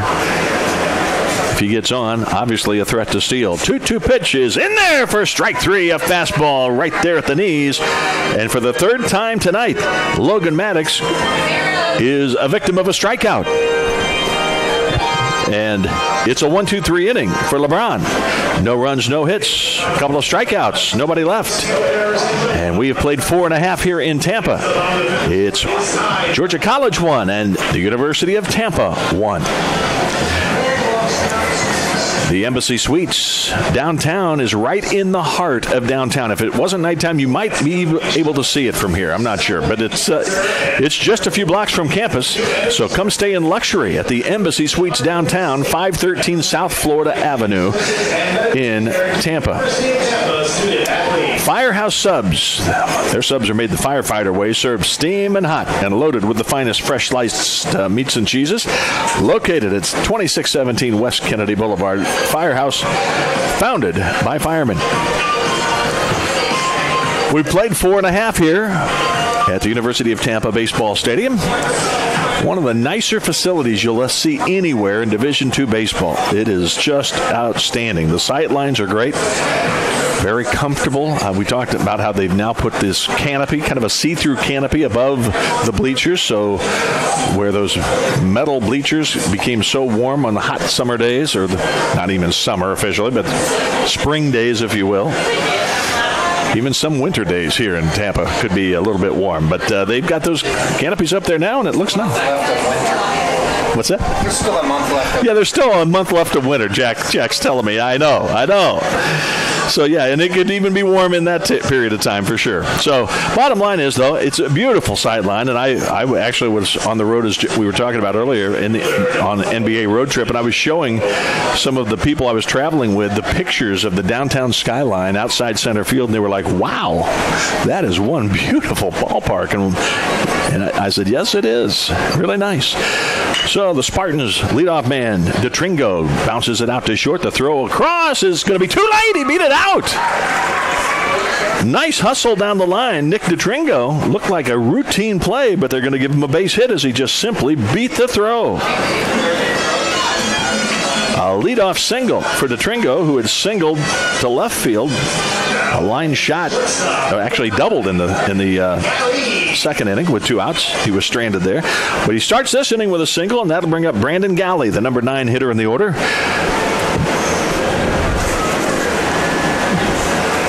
You're thinking bunt here, probably.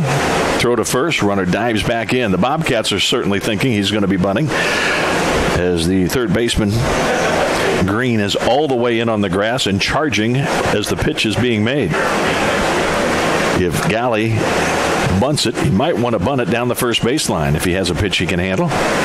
Here it is, showing bunt. There it goes, down the first baseline. Pitcher's going to grab it and throw to the second baseman covering. Check, that first baseman was still there. All right, so it's a 1-3 sacrifice. Nice bunt by Brandon Galley, moving the go-ahead run potentially into scoring position. As the top of the order now for the Spartans. With 1 out, a runner at second, Stephen Smith coming to the plate. Singled and scored in the first. Struck out in the third. Again, one of the few left-handed batters in the lineup for the Spartans this season. They had a couple of left-handed bats that I think I talked earlier about. They had some infielders and another left-handed bat. They've had some things happen to them before they got here. A couple of those guys that were recruited and were basically signed to play here as the first pitch of fastballs a strike. They were drafted and they ended up going to baseball. So there were a couple of players, I think maybe even 2 shortstops that were lined up to come here, and suddenly they went to the bigs. I mean, not to the big leagues, but they went professional baseball. So you end up with maybe not the team that you think you're going to have right at the last minute. That draft can be a crazy thing. It can impact you when you at least see it coming. Drawing a little attention was DeTringo at second. The shortstop, Gentry, cut in behind him. Pitcher did not throw. Just simply stepped off the mound and looked him back. Runner at second is the go-ahead run. 1-1 ball game here in the bottom of the 5th. Scott Lynn, Jack Ike with you. Here's the pitch. It's a pitch outside. Fastball just off the plate. 1 ball, 1 strike to Smith. Hecht has given up 5 hits, and now we're going to have a timeout is coming out of the dugout. I don't know. I believe that's Jason Eller coming out there to talk things over. Meantime, Joe Urso says, let's have a little confab down here in the third base coaching box. Running over from the second base running position is DeTringo. The on-deck batter, Drew Earhart. Earhart wants to know what's being said. And the batter, Smith, also was called down to hear from Joe Urso. Both meetings break up, and we're about to resume action here. 1 ball, 1 strike, 1 out here in the bottom of the 5th. 1-1 ball game. Scott Lynn and Jack Ike with you here on TampaSpartans.tv and the SSC Digital Network. Great to have you with us, no matter where you're watching tonight or listening. Heck looks in for the sign. Here's the stretch. Checks the runner. And now brings the pitch home. Showing bunt. The curveball, I thought it broke in there for a strike. Must have broke inside. It's ball 2. As Smith pulled the bat back just in time. And Smith might have been trying for a base hit via the bunt rather than just a bunt to move a runner along with 1 away. 2 balls and a strike. Here comes the pitch from Hecht.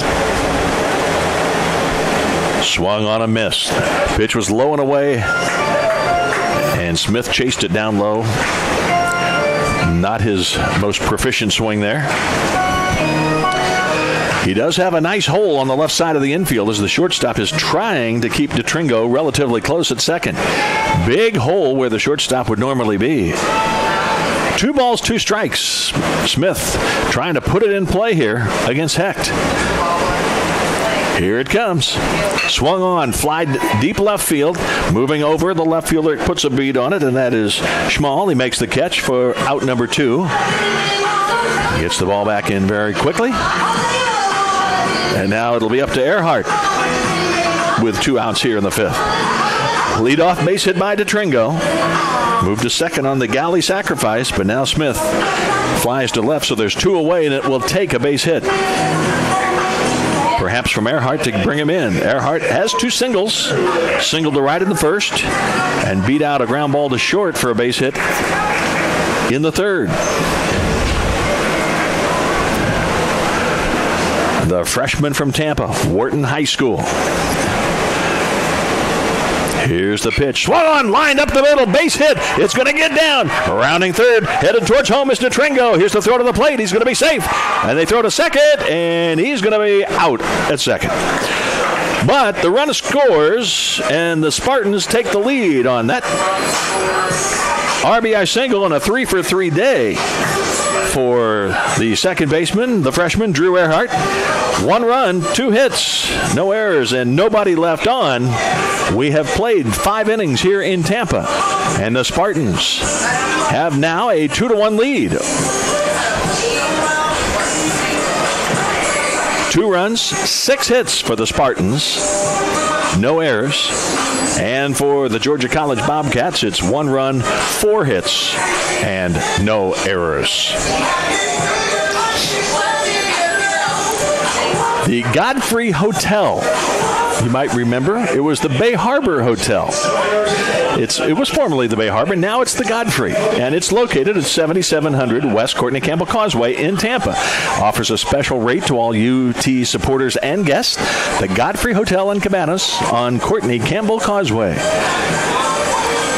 And those of you who are involved here at campus looking for something to eat, all you students, you know this. University Dining Services by Sodexo allows you to choose from 27 dining stations serving breakfast, lunch, dinner, late night, and snacks. I don't know that there's a difference between late night and snacks. Isn't that one and the same? I'm pretty sure it is. But the official concessionaire of UT Athletics is Sodexo Campus Dining. Visit the UT website and check dining services for their variety and hours. Yeah, see, I remember being a student, and late night was snack time. I'm pretty sure. So, through 5 innings here in Tampa on a beautiful Friday night. A little cool breeze blowing around. Very comfortable. Some of the fans are in T-shirts. I'm trying to see if there's any light jackets on it. I don't think so. I think it's just ideal baseball weather right now. As we head to the top half of inning number 6.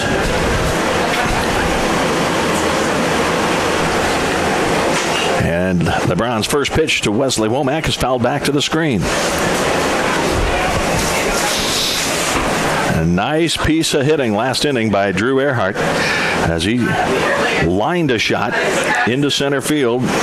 On the throw to the plate, DeTringo was cut off. They then threw him out at second. Earhart was thrown out trying to advance to second base on the throw to the plate. There's a fly ball into center field. Racing over to his right is DeTringo, and he makes the catch. Womack flies to center to start the sixth inning. He's 0 for 3, and here comes Brandon Purcell, the cleanup man. He's 0 for 2 so far. Nate Schmall on deck. The number 5 hitter is 0 for 1 with a walk. So the 3, 4, and 5 hitters have been handled so far in this game. David LeBron getting ready to throw to Purcell. Right-handed batter. The Bobcat catcher. Fastball inside, just basically escaped from being dinged by the fastball in around the letters. Bobcat baseball, they're 2-1 this year, as are the Spartans. They're ranked 16th in one poll, 22nd in another. There's a high foul ball down the right field line. I think it's going to be out of play. Watching it, giving chase, and it is out of play. Second baseman ran all the way over there. Earhart, if it had dropped in play, he might have caught it. It was a high towering foul, but it ended up catching the screen, and therefore no chance to make a play for Earhart.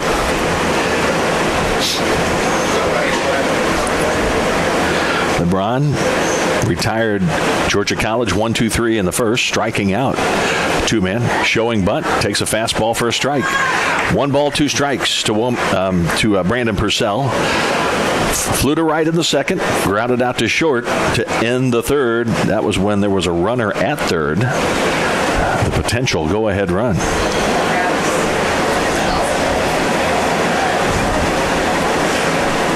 Here comes the 1-2. Fouled back.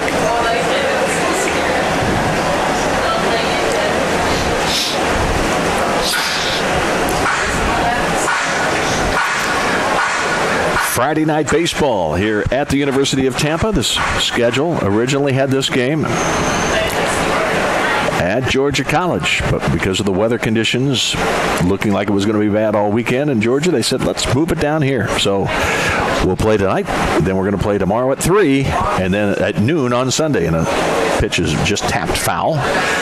Just staying alive was Purcell.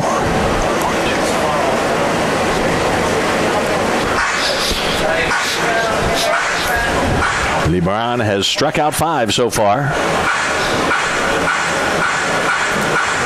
He's walked a couple. Given up 4 hits, 1 run. His pitch count up to 72. Chances are he might be in his last inning of work here, as there is a little bit of action down in the Tampa bullpen. And that pitch is inside. Joe Urso doesn't like to throw his starters a lot of innings in the early going. 5 or 6 innings, depending on a pitch count. That's about all they're going to get here at the start of the year. They will eventually expand that. But the strength of this team is its pitching. And so he does not want to get any arms injured here in the early going. He'll watch very carefully for any sense of being tired or that kind of thing. LeBron, though, has been in command. Here comes the 2-2 pitch. Swung on and fouled right over the dugout of the Bobcats. Count remains 2 balls, 2 strikes. I would bet this is David LeBron's last inning, because last week he went 5 and had a shutout. Yeah. And they made the move.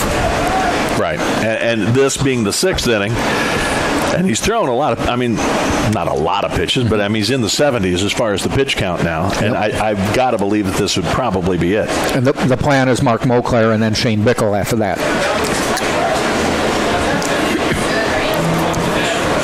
2 balls, 2 strikes to Brandon Purcell.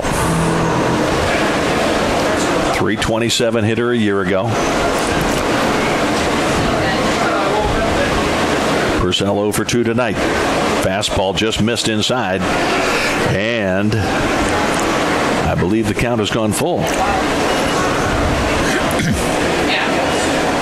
Yes, it did. I had to wait to see it on the scoreboard. but that's true. It is 3-2. 3 balls, 2 strikes. Off the full windup, here comes the pitch to Purcell. And a ground ball towards third. Off and through into left field it goes. Miller gave it a wave, maybe even got a little glove on it, but the ball scooted through into the left field, and that'll be, I suspect, a base hit. It was. Tough play for Darren Miller. Took a tough hop. He was also moving to his left and just tried to get the glove there, but it scooted through. Would have taken a nice defensive play. Not that it can't be made, but you have to anticipate that hop and how high it will go, or will it stay down? Okay, here's Nate Schmall. Again, last year, batted .328 with 4 homers. He is 0 for 1 today. Grounded to second in the second and walked on 4 pitches in the fourth. LeBron pitched to him very carefully last time. Throw to first. The runner dives back in safely.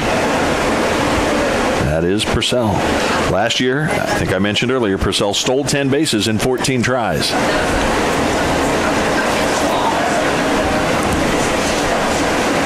Pitching off the stretch, of course.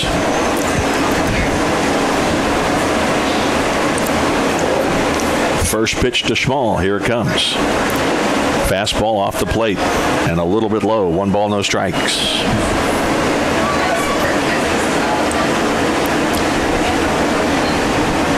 Purcell has 1 stolen base already this year. Again, both these teams come in with 2-1 records. They're playing their 4th game of the season tonight. Tying run at first, potential go-ahead run at the plate in Nate Schmall. Tampa leading 2-1 here in the top half of the 6th. Swung on and missed as he took something off that one. Purcell looking in from first as Schmall gave it a wave, missed it. You mentioned that the Spartans are 2-1. There are 3 teams in the Sunshine State Conference unbeaten to this point. Florida Southern's already played 4 games, 4-0 on the year. Rollins and St. Leo 3-0. Florida Southern considered Spartans got 10 of the 11 first place votes. Florida Southern got the other one, so they're considered the next best team to watch for this year. Again, the loss that was suffered to Bentley was not a conference game for sure. 1-1 throw to first, runner back. It was not even a region game, so right. It was just a spring training game. This is a region game. Yes. This one is. So This one is a little more important. Yeah. All of the games this weekend.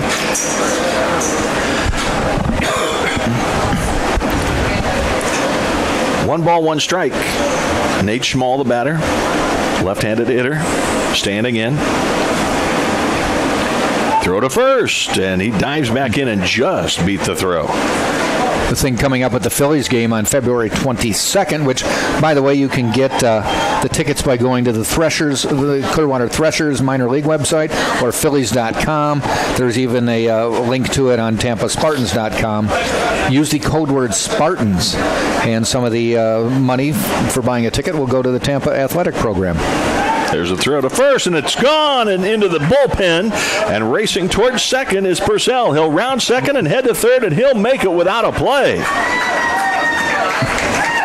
Well, LeBron just kept throwing over to first. He almost got him a moment ago with the pickoff, and then that one was just too low, and it scooted away from the first baseman, Bragg, into the bullpen, and advancing 2 bases all the way to third is Purcell on the error on the pitcher. A couple times, Bragg has pulled him out of the dirt. That one just a little bit wilder than the others. So now the tying run is just 90 feet away.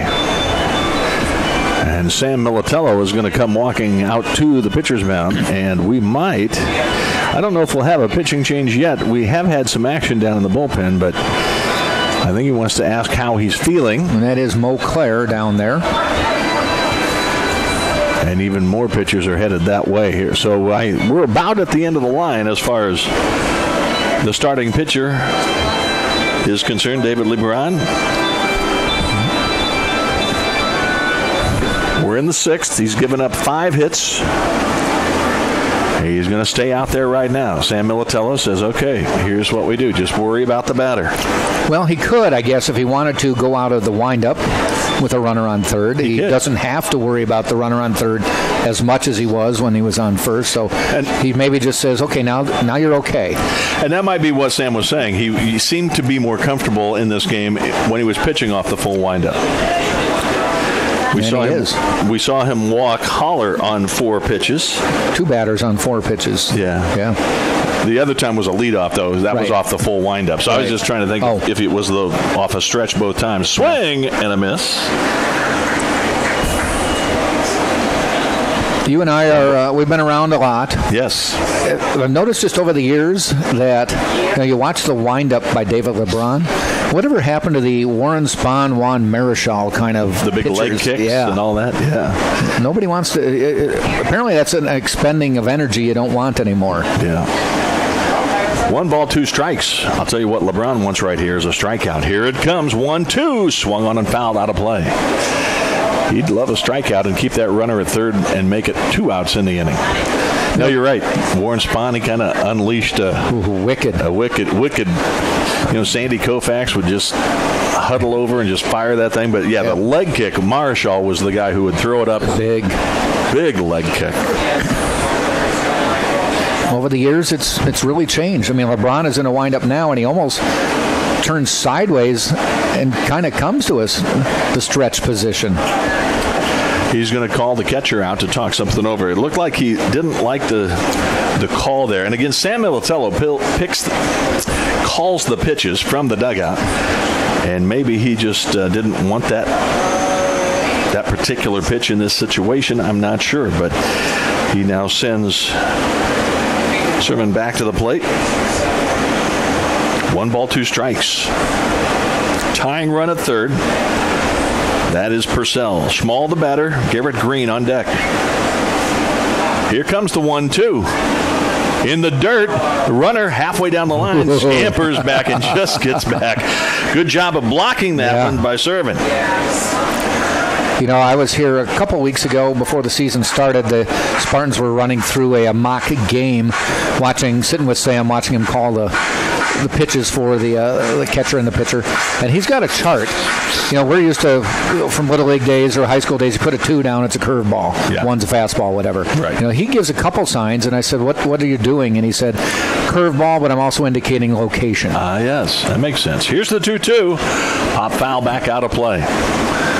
This has been a long at bat. Nate Schmall has been at the plate since December. Yeah. We went through daylight savings time.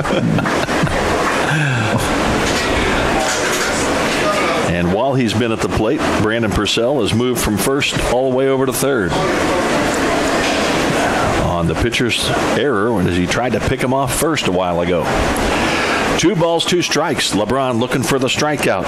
Schmall grounds it down the line. First base. It is fair, and into the corner it goes. The game is tied, and heading towards second with an RBI double is Schmall. 2-2 ball game here in Tampa. Georgia College has tied things up. That ball was grounded so tantalizingly slowly down the line, and it was just inside the first base bag, and it rolled down into the corner. I think that was the qualifier there. It wasn't really hit hard, but it hugged the line, and Harrison Bragg was far enough off the line. He had a play on a ball earlier in the day that was not quite so close to the line. This one was right on the line and stayed low. It just barely hopped over the bag, and he just couldn't get there in time. And Joe Urso is going to make a pitching change at this point. Mark Moclair is coming in.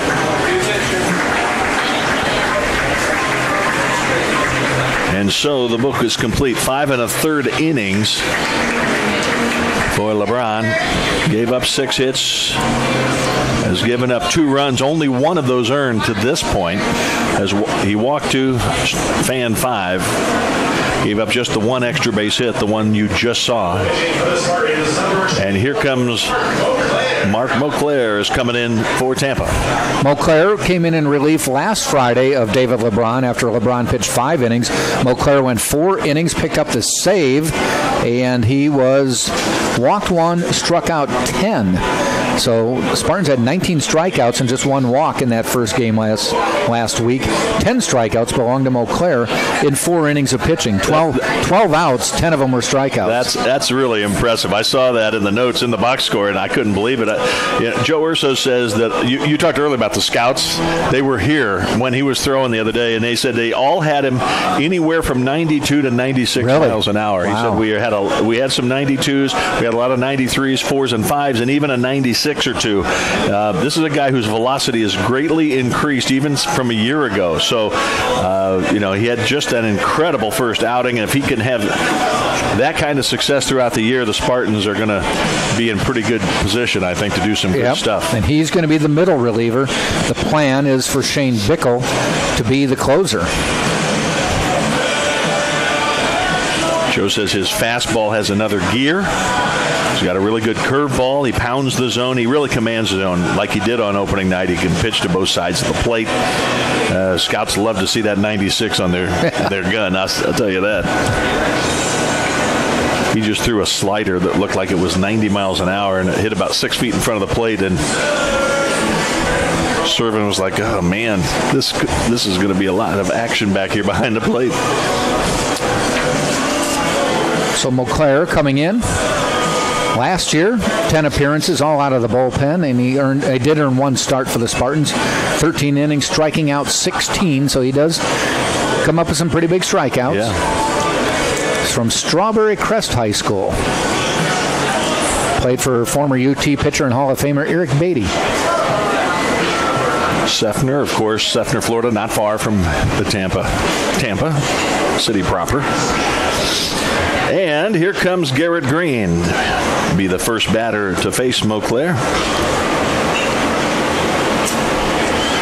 The potential go-ahead run now in scoring position with 1 away.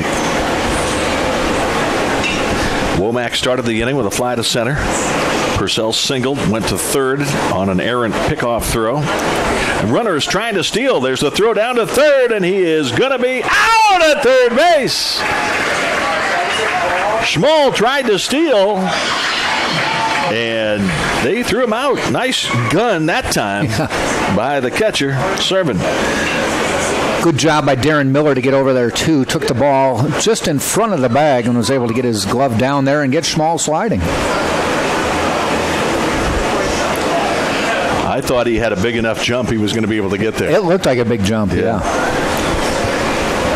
So, closes the book on LeBron. Yes, it does. He can't lose at this point. There's a ground ball foul down the right side. He was responsible for the man left on, but now that he's been picked off, he cannot lose this game. I tell you, though, that's risky. There's 1 out. You've got a runner in scoring position. Now you have 2 outs and nobody in scoring position. Well, I agree, but I think this element of surprise is what they were going for, maybe, and the fact you had a big right-handed batter made it tough for the catcher to throw over or around him, and there's a ground ball up the middle, picked up on a couple of hops by Galley, and he throws over to first in time, and the inning is over. But yeah, I know, risky. It was. It definitely was. You have 2 shots at a single that would bring him in. Yes. Whereas now you took a home run. Yep. At that point. So 1 run, 2 hits, an error. The run, by the way, unearned, and nobody left on base. We have played 5.5 here in Tampa. Hits are even at 6. The runs are even at 2. Scott and Jack on TampaSpartans.tv. Florida Orthopedic, the urgent care, give it up to the Spartans team physicians of Florida Orthopedic Institute, Florida's largest orthopedic group. That's Dr. Selman and Gasser. Their sports medicine team keeps their players active and safe on and off the field with their ortho urgent care minutes away in South Tampa. And Sailport Waterfront Suites in Tampa is Tampa's only all-waterfront, all-suite resort, and it's located on beautiful Rocky Point Island, just minutes from UT. That is Sailport Waterfront Suites right here in Tampa. Well, the Spartans have never trailed in this game. They've led on a couple of occasions, and now we've had ties on a couple of occasions. 2-2 the score. The Spartans scored 1 in the first. Bobcats of Georgia College got even in the top of the second. Spartans scored 1 in the bottom of the fifth, and the Bobcats got even in the top of the sixth. So we head now to the bottom half of the sixth, and then a 2-2 ball game. We're getting everything that Joe Urso said we were going to get out of this game. A solid, quality opponent. Yeah. I mean, if you're ranked 22nd, there's some people who think highly of you. And you can see why. They're very solid. They're getting a really good pitching from Hecht, who heads into his 6th inning of work now. It's the 3, 4, and 5 hitters, Darren Miller, Danny Servin, and Harrison Bragg. This could be a big inning for Tampa, potentially. First pitch is a fastball on the outside corner at the knees, strike 1.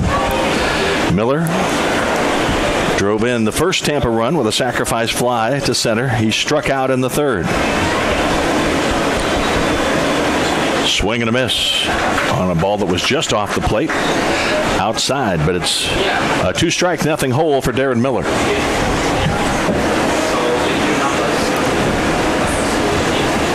Hecht has struck out 6, walked none, allowed 6 hits. His 2 runs are earned, and there's a pitch that just missed. In fact, the catcher, Purcell, held it there to give the umpire just another split second to decide if he wanted to raise that right hand or not. Didn't sway him. He did not. So it's a ball. It's 1-2. Here comes the 1-2 pitch. Outside in the dirt. 2-2. Miller, Servin, and Bragg. They're 0 for 6. 0 for 5, I should say, collectively. The sacrifice fly by Miller. Not an official at bat.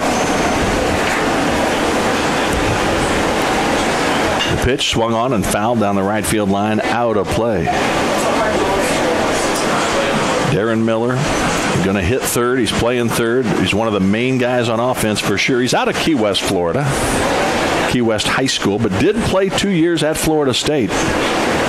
Last year, of course, his first at Tampa, had an awesome year, according to Joe Urso, and he did. 371 with 13 homers. And a strike 3 call. Darren Miller caught looking.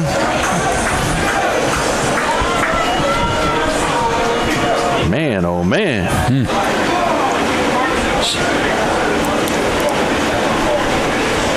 7th strikeout.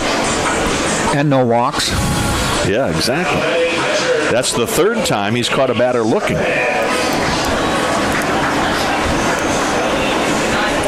And now Danny Servin, who hit it deep to right his last time.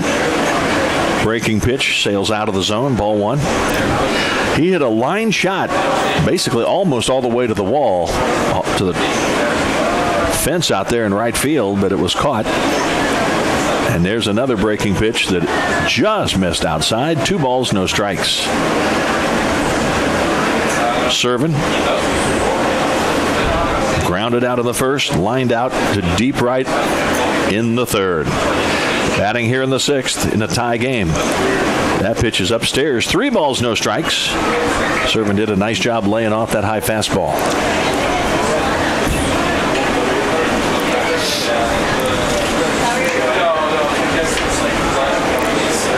3-0 pitch is called strike. Outside corner. Fastball. Servin was taking a pitch, hoping to get a free pass. Now he'll be locked and loaded. Here comes the 3-1. Fastball, ooh, just caught the outside corner. 3-2.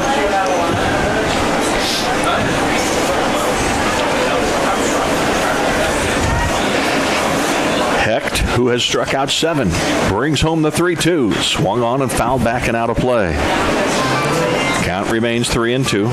Harrison Bragg on deck. He's capable of untying this game with one swing. There has been a little action down in the Georgia College bullpen as well. Wonder when Hecht will call it a day. He's thrown 84 pitches so far. Here comes the 3-2. Outside, ball 4. So Danny Servin goes the distance and draws a free pass. And that is the potential go-ahead run.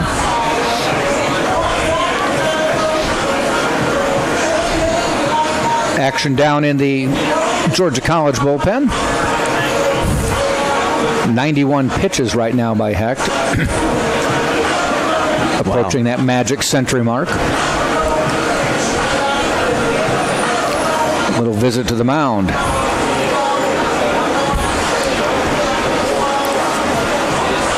And a very slow walk, and it looks like this could be it for Hecht.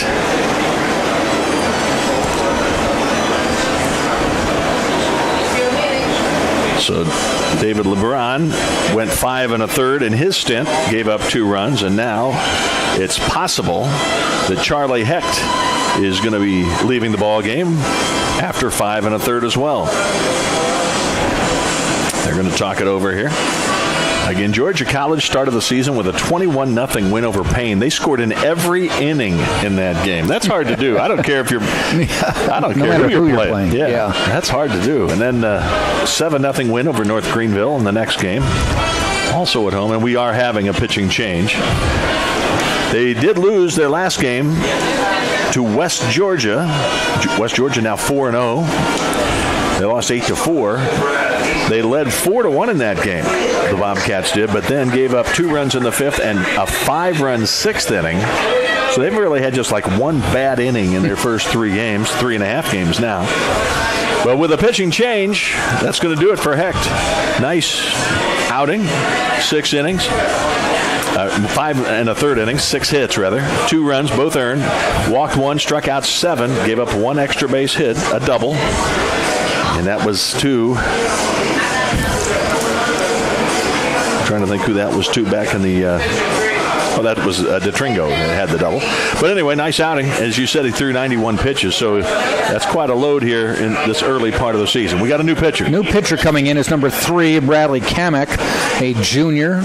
Did make an appearance in relief in the series last week. Gave up a hit and struck out 1 batter, so only pitched 1 inning. So this will be his 2nd outing of the season. He had pitched at South Georgia State College for a time, and in Douglas, Georgia. He is a junior, 6'2", 175. So Hecht is responsible for the runner at first, Danny Servin. So he could be the losing pitcher if that runner did come around to score and the Spartans held on to win. We shall see what happens from here, however. West Florida? West Florida. I think I said West Georgia, didn't I? I did say that they Spartans were both. Spartans play West Florida, and Georgia College plays West Georgia again. Yes, that's it. I think I misspoke earlier. It's okay. Well, you're allowed your one mistake a season. West Florida, I got it out of the way. Right away in this game. First game and making a mistake. Interesting trip, next weekend for the Spartans. They go up to Pensacola and will play at West Florida, which is their home field, on Friday. But then Saturday, the Spartans will play Spring Hill, a team we've seen down here a few times in the past for full series. And then on Sunday, they will play Palm Beach Atlantic, a Sunshine State Conference foe, but in a non-conference game. Wow. So Bradley Kamek faces Harrison Bragg here. Runner at first. First pitch is a ball a little high. Bragg 0 for 2. Flew out to deep center in the first, struck out in the 4th. So 3 different opponents. Huh? Yes. Nice little thing. Yeah. Just a little round robin. And a breaking pitch in for a strike. 1 ball, 1 strike to Bragg. Joe Urso was very happy to get this 3-game homestand because he was short. He said he was short a homestand. I looked at the schedule earlier and I said, you don't have as many home games. He goes, yeah, we lost the series. And so he was really happy to get this one back. Yeah. Here comes the 1-1. Instead, the throw to first, and diving back in safely is Danny Servin. A school chose not to come here after committing to come here and said, we don't have the travel budget. Well, in Division II, you could see that happen from time to time. It's not flush with money like some major programs, obviously, as that pitch is fouled back and out of play. 1 ball, 2 strikes to Harrison Bragg. But that is, especially early in the season, if you're running out of money then, that's not a good thing.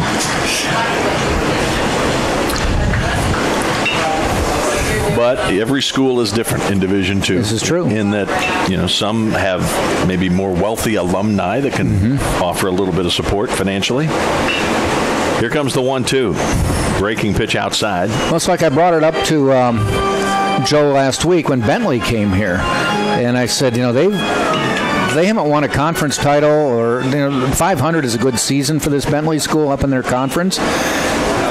And I said, wouldn't the lure of, they come to Florida 4 times during February and March for a series. Here's a 2-2. And I said, it's strike 3 call. Wow, a delayed call, but called out looking is Harrison Bragg. And I said, wouldn't that be a great lure to recruit kids, knowing we're going to, and they don't motor coach it down here, they fly. Whoa. And I said, well, they must have some money there, because he's flying down here 4 times. They're at Rollins, no games this weekend, but Rollins after that. And then they're going to come back to the Orlando area and play some northern teams a couple more times. Wow. And he said, well, they don't have a lot of money in their budget for scholarships. I'm like, but they can fly to Florida 4 times. Interesting. Throw to first, runner back safely. Connor Kryl, the batter now. He's 0 for 2. He struck out and popped out. 2 outs here in the bottom of the 6th in a 2-2 ball game. Pitch swung on, fouled down the left field side, out of play. Balls and a strike. An interesting series later in the season, not until April, mid-April. Spartans will go up to Evansville, Indiana to play Southern Indiana. That's perennially been a big matchup, but it's usually earlier in the season down here. But Southern Indiana says, we're not coming down there this year. We want you to come up. And, of course, Joe says, well, we're not coming up in February and March. Right. So it's going to be April 20th in the middle of the conference schedule. Fastball low, makes it 1 ball, 1 strike to Connor Kryl. I remember, I think it was 2 seasons ago, they met down here, and it was 1 against 1A. They both were basically ranked number 1 in the country at the time. Here comes the 1-1. Check swing. It took it for a strike on the inside corner. 2 strikes and a ball to Kryl. You look at some of the other schools coming down here. Catawba, it's a school in North Carolina. Bridgeport coming down here.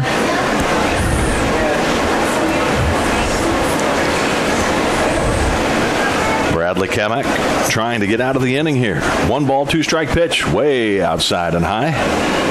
2 balls, 2 strikes. Spartans will travel up to Albany State in early March. That's Albany, Georgia.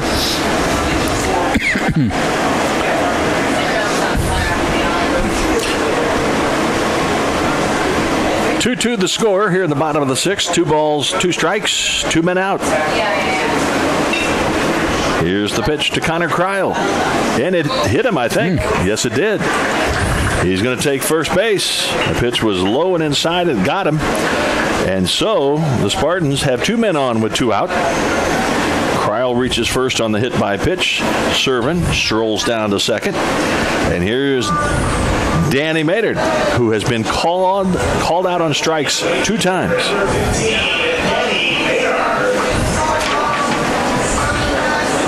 Maynard struck out looking in the 2nd, struck out looking in the 4th. But right now, both times he came up in those situations, there was nobody on base. Now let's see if he can deliver with the potential go-ahead run in scoring position with 2 outs. Nick DeTringo on deck is 2 for 2. But it's up to Maynard to keep the inning alive. Here's the first pitch to him. Swung on a little tap out towards second. Scooping it up, booting it, picking it up, and throwing on to first in time was Young. The freshman bobbled it, but picked it up in time to throw out Maynard. And the inning is over.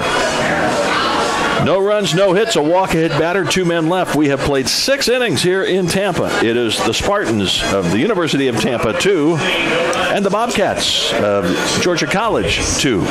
Scott Lynn and Jack Ike with you here on the Sunshine State Conference Digital Network. And if you're looking for a place to eat and you're right here near campus, head to the Outpost, located right on the edge of campus. You can pretty much see it from here. It's that close. The Outpost offers an affordable classic menu.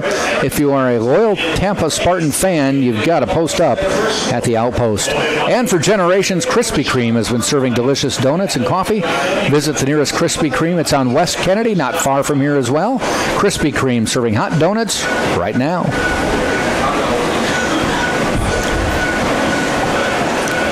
We've played 6 here at UT, and it's a 2-2 ball game. 2 runs, 6 hits, no errors for Georgia College. 2 runs, 6 hits, 1 error for Tampa. That error was a big one. When they tried to pick a runner off first, threw it into the bullpen, and the runner moved up 2 bases and then came home shortly thereafter.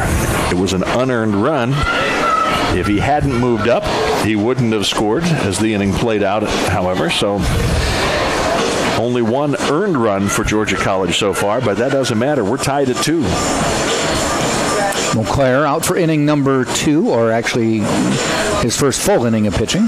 He retired the last man he faced, first and last man that he faced in the 6th inning.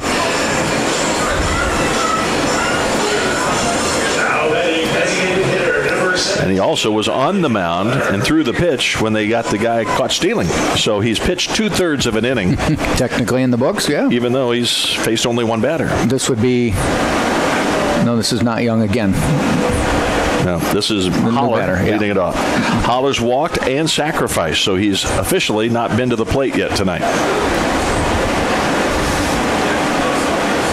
First pitch, fastball strike. Boy, that's some heat right there. Yeah. John Davis on deck. Cassius Young in the hole. It's the 7, 8, 9 hitters scheduled this inning.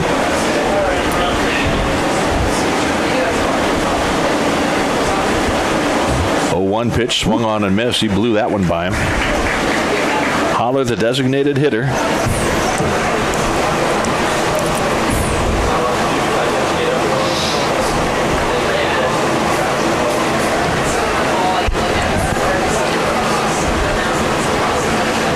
Be interesting to see how this Tampa team does all season long and how far they can go in the postseason. And that pitch just missed inside, and Moncler thought it was in there for a strike. He walks off the mound and just took a glance down behind home plate. 6 radar guns go up with that pitch. With that pitch? Yeah. One other person is taping the pitches. Videoing it on the phone. 1-2 pitch on the way. A fastball in the dirt. Which would make sense to get some video. You want to check out the motion, make sure. Any wasted movement in the wind-up, that kind of thing.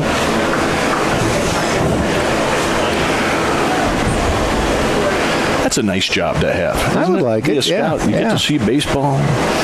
You're watching games.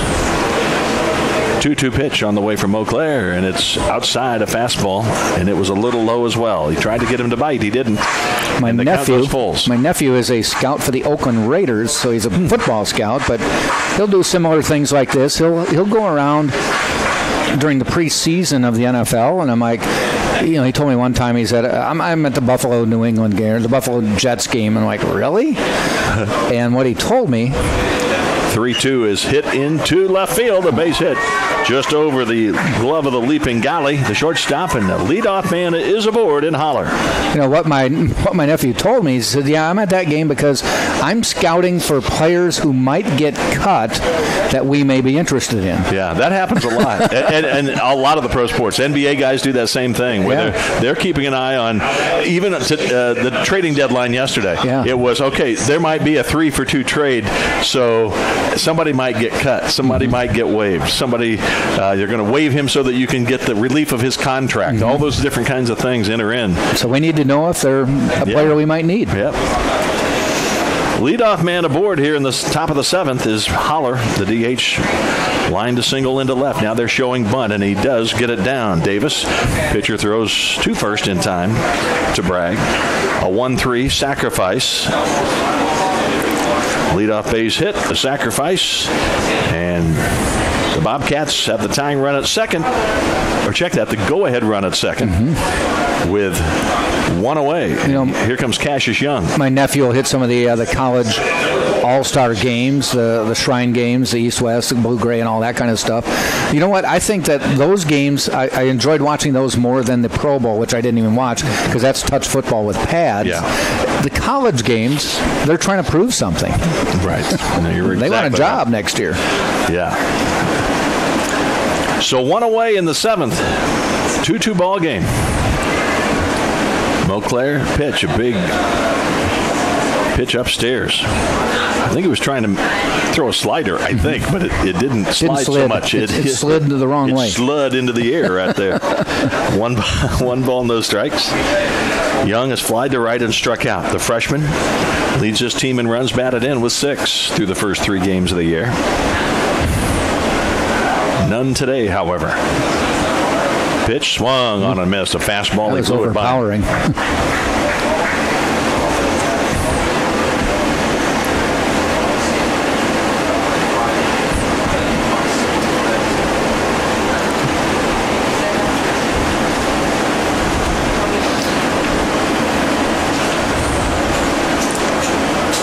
Third base coach wanting to say a few words here to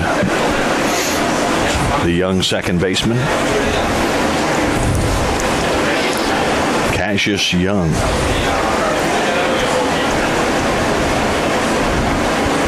Mark Montclair. 1 ball, 1 strike, 1 away. Go ahead run at second. Here comes the pitch. Fastball. Wow. Letter high. Swung and a miss. You're not going to catch up to that when it's up that high. But it's hard to lay off. It is. You know, Young looks to be a big kid. A 6'2". Yeah. He even looks taller than that. Kind of lanky. Yeah. 6'2", 190 pounds. Out of Marist High School in Atlanta. Just a freshman. Here's the pitch. Fastball. Strike 3 call. Caught the corner. Wow, was that a perfect pitch. Fastball about 95, 96 on the inside corner at the knees. Inside. It's tough to get around on that one. You're not going to get around on the high one that he saw, and you're not going to have a chance of that one either. Yeah, the worst thing that could happen is you foul tip it to your right in your ankle or your foot. Yes. I'm just going to let that one go by, and I'll go sit down. He's throwing hard, Coach. Wow. So here comes Cal Gentry, the All-American a year ago. 441 hitter a year ago. He's 1 for 3 so far here tonight. 2 outs. Swing and a foul down the third base line, out of play. First 2 times up, he just got on top of a ball and hit little slow rollers out to the mound. The first one he was thrown out by a step by the pitcher, but he beat out the second one for a base hit. And then he grounded to first, his 3rd time up, back in the 5th. He's here in the 7th, needing a base hit to give his team the lead. Spartans outfielders are in a step, hoping to throw a guy out at the plate if it comes their way. That pitch missed. Ball 1. 1 ball, 1 strike.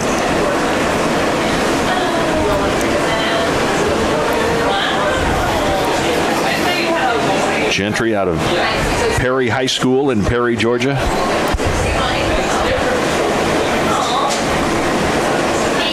Just a sophomore. 1-1 pitch from Montclair. Swung on, fouled down over the third base dugout again. So, Montclair's just 1 strike away from getting out of this. And the score still being tied at the 7th inning stretch. But Gentry would love to have something different to say. Logan Maddox is on deck. He has struck out 3 times. Even though he's ahead in the count, you still got to be careful with Gentry.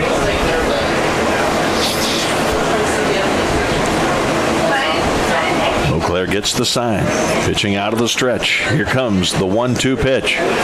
Big breaking pitch, strike 3 call. He froze him. And that ends the inning. Back-to-back called strikeouts. After the leadoff base hit and the sacrifice, they strand him there. No runs, a hit. No errors, a man left. We've played 6.5. It's 7th inning stretch time. And Georgia College and Tampa are tied 2-2. And the DoubleTree by Hilton Tampa Airport West Shore. You can book a beautiful room at our newly renovated Tampa DoubleTree Hotel. It's on Cypress Avenue, literally minutes from UT. And Legacy Production Group is Tampa's premier nightlife marketing company, providing weekly parties and special events. Legacy Production Group is not limited to the nightlife. They'll take on charity events, corporate events for any organization. Legacy Production Group is operated by a proud UT alum.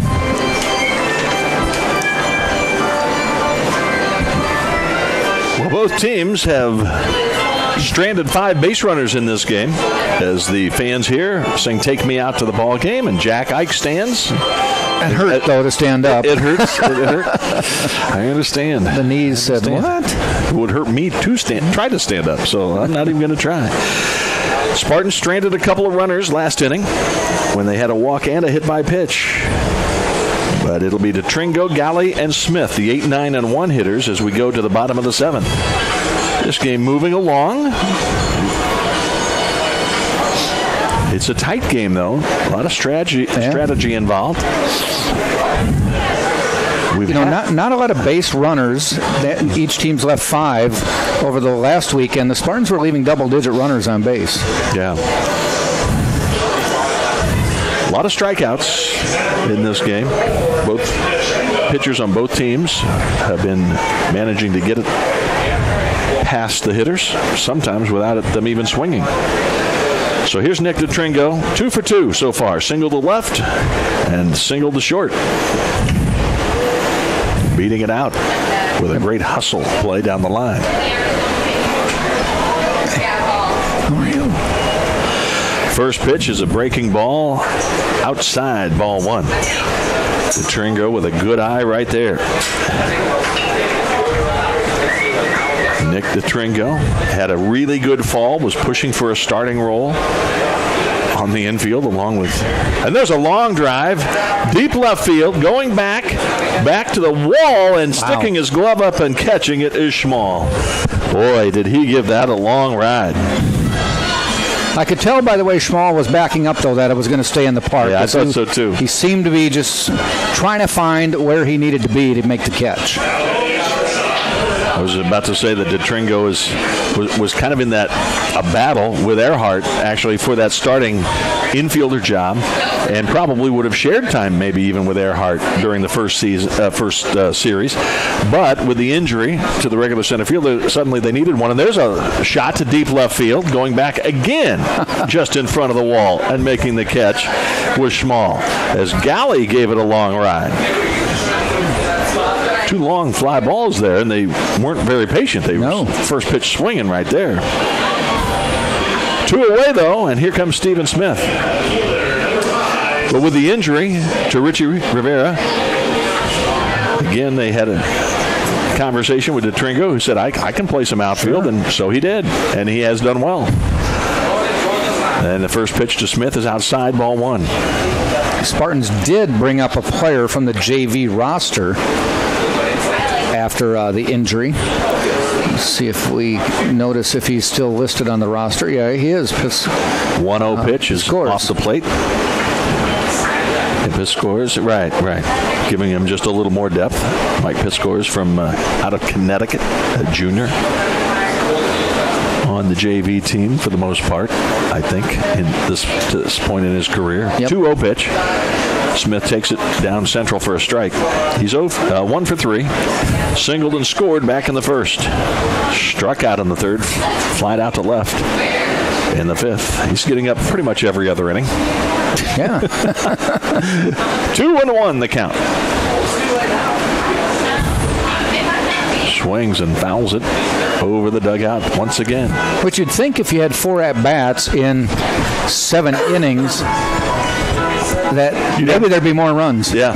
More action going on. Right. The Spartans have only gone down in order 1 time in this game.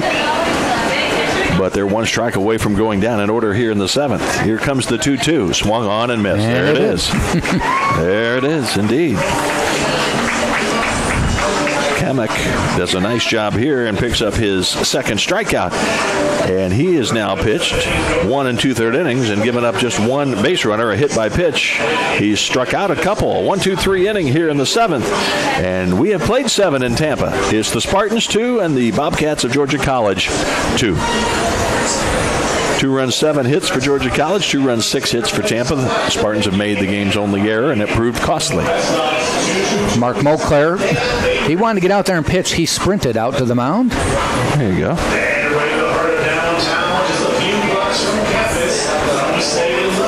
Both bullpens have pitchers stretching, but nobody throwing at the moment.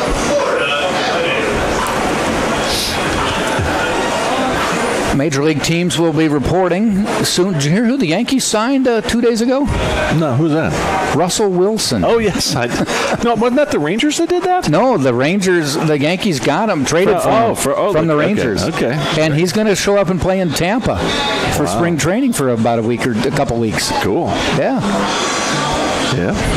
Russell Wilson was a quarterback and a baseball player at North Carolina State, and was playing in the minors in the summer after he signed a minor league contract.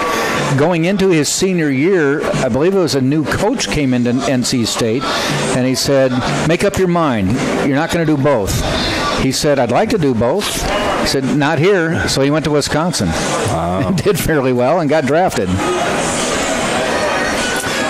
And now he's been a Super Bowl champion, right? Yeah. And lost one, too. Yes, that too. So we head to the 8th inning here in Tampa on a beautiful Friday night. Nice to have you with us. I'm Scott Lynn, Jack Ike alongside. And it's the 2, 3, and 4 hitters in the order. Logan Maddox, Wesley Womack, and Brandon Purcell for the Bobcats of Georgia College. Mark Moclair on the mound now for Tampa. Pitcher of record. First pitch, fastball, letter high is a strike.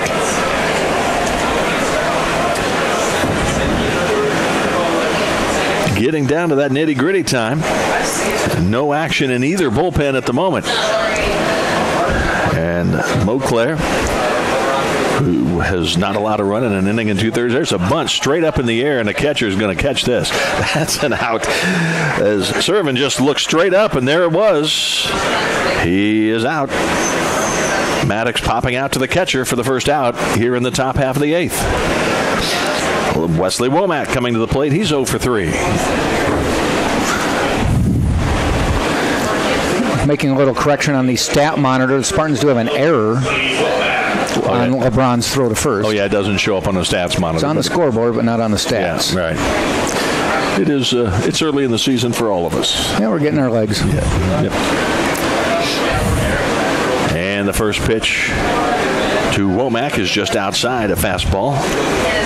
You know, even I got my tang tungled there earlier. Tang tungled? Yep. I've had that happen. Jack Ike will have the call all by his lonesome tomorrow as far as the play-by-play is. He'll be joined by Casey Scoggins, the former All-American. All-American, a Gold Glover. Swing and a miss, by the way. National champion. 1-1 the count.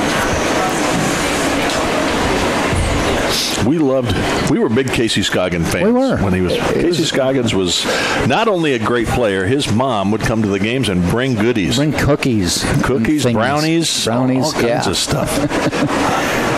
That pitch is in the dirt. And amazingly, and we didn't try to nip it or anything, once other parents heard that she was bringing pastries to us, they said, what do you want us to bring? And we're like, whatever. Yeah. The keys to a Mercedes. whatever you want to bring. Yeah. No, I mean, it was great. Mm-hmm. That was a great season. We had all kind of stuff coming in. So we're just putting that out there. Yeah, we're just saying. For some of you new to the program. Ground ball up the middle. Diving stop. And he can't come up with it. That'll be a hit. Galley got it cleanly and then fell to the ground, and when he came up, he didn't have the ball with him. So probably a base hit. It would be Womack's first hit of the game, and it is. In the process of making the catch. Oh, wait, that's the NFL. Yeah. Oh, don't even go there. Yeah, that might be why Russell Wilson wants to leave that game. Yeah. So 1 out, infield single for Wesley Womack, and here's Brandon Purcell. Again, another one of those, we talked about it early, right at the outset. They had 2 preseason All-Americans on this team. Cal Gentry, who was already an All-American his freshman season last year. Yeah. But then Purcell, who hit .327 with 10 home runs, throw to first, runner back, drove in 58 runs last year. Purcell, the cleanup hitter. He's 1 for 3 and has scored a run so far tonight. And then they have a freshman Young coming in and lighten up the RBIs early. Cassius Young. Spartans have held him in check tonight. He's 0 for 3. Throw to first and diving back in, just safe. Was Womack. I thought the ball beat him there, but maybe the tag was not applied quickly or something. Well, that's got to be one of the toughest calls for a college umpire because there's two of them, and he's out near second base. Right. Tough angle.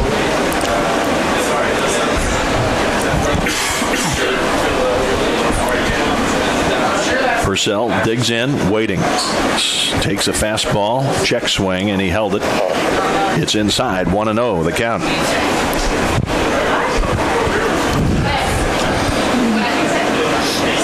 Spartans playing him pretty straight away. The center fielder, DeTringo, a few steps to the right side of second base, shading him a little bit towards right center.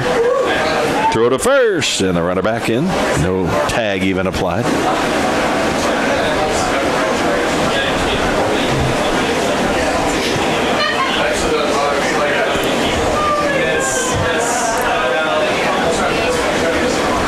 Nice to have you with us. Jack and Casey Scoggins will have the call tomorrow at 3 o'clock. Jack and I will be back with you at noon on Sunday. There's a swing and a miss. He took something off about the eyes and a big swing. Purcell missed it. It's a 1-1 count.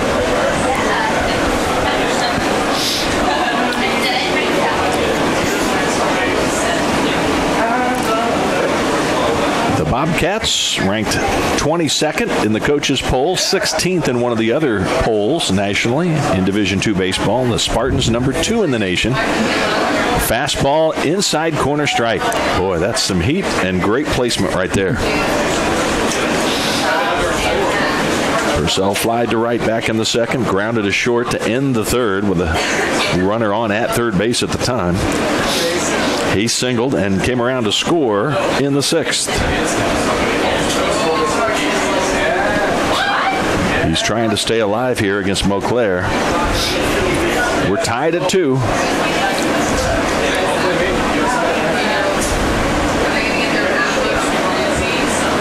This game some 2.5 hours old already. We're only in the 8th, and it's still tied. The swing, check swing. Oh, he held up. And they do appeal, and the base umpire says he didn't go. And again, that's a tough one, frankly. Yeah, because that's not the angle you want to look at. You want to be down the first baseline at that point. On whether a batter went around. Yeah. But with two-man umpiring crews, you do the best you can. And I'm not saying he did go, but I'm just saying it's not the angle, like you said. Yep. 2 balls, 2 strikes. Throw to first and diving back in just in time. You mentioned Georgia College, 16th in one poll, 22nd in another. Spartans are 2nd in one poll, 5th in another, 4th in another. There's 3 different polls out there. One of the polls, Georgia College not even ranked. But it makes you wonder. It would be interesting to find out where the source of these polls is. 2-2 pitch, fastball, and that just missed. Delta State, a team we're familiar with, has come down here and played in the NCAAs and for games down here, ranked 1st in 2 of the polls, but then in the perfect game poll, they're ranked 9th. Wow. So a full count to Purcell right now. That last pitch by Montclair must have been just a little bit low. He thought it was a strike. He threw heat. There goes the runner. There's a swing and a miss. Struck him out. Throw to second. He's going to steal it. He got in safely. The Spartans are saying he came off the bag. That was the 3rd out anyway, so it doesn't matter. No, that's only the 2nd out. Well, they're leaving the field. Well, you know what? They said the home plate umpire says he slid. He saw him come off the bag. I think there was interference on the throw. Ah, okay, that's what it is. You are correct. They did get in his way. Yep. I noticed when he made the throw that it was a tough throw because the batter was still there. You're exactly right. I think that's what happened. Because I thought initially the home plate umpire maybe had seen from his vantage point that the runner had slid off the bag, but you're right. It was based on the throw. So you are correct. I did not see that initially. I believe the batter has an obligation to get out of the way. Right, and he was right in the way. Yeah. Even though he was in the process of trying to connect. A big swing. And again, with Purcell, he is a big swinger. So his momentum carried him right into the play. So maybe a fortunate situation there there for the Spartans as they strikeout interference double play that you don't see all that often. Had a couple unique plays today. Yeah. So it's no runs, a hit, no errors, and nobody left on in the 8th. We have played 7.5, and it's still a 2-2 ball game. Georgia College is out hit Tampa 8-6, and the Spartans have made the only error of the game, which led to an unearned run. But we are far from over in this one. And both bullpens will have a little action, I think. Right now, nobody throwing in the Tampa bullpen, but we're getting close. I think somebody's heading down that way, while there is going to be some action in the Georgia College bullpen. If Tampa can get the lead here in the bottom of the 8th, no doubt Shane Bickle will come in to close. They did bring Shane in last Saturday in a tie game. He ended up being the losing pitcher in a game that went 11 innings, but they did bring him in a tie. One of the things Joe Ursa told me was last year, Shane Bickle was kind of the setup/closer, and he would come in the 6th inning and try to do 4 inning saves. He says this year he'd like to use him as a 1 or 2 inning closer, and maybe be able to use him in 2 games over a weekend. Maybe pitch 1 or 2 innings and pitch in 2 or the 3 of the game. So as the first pitch to Earhart is a ball upstairs.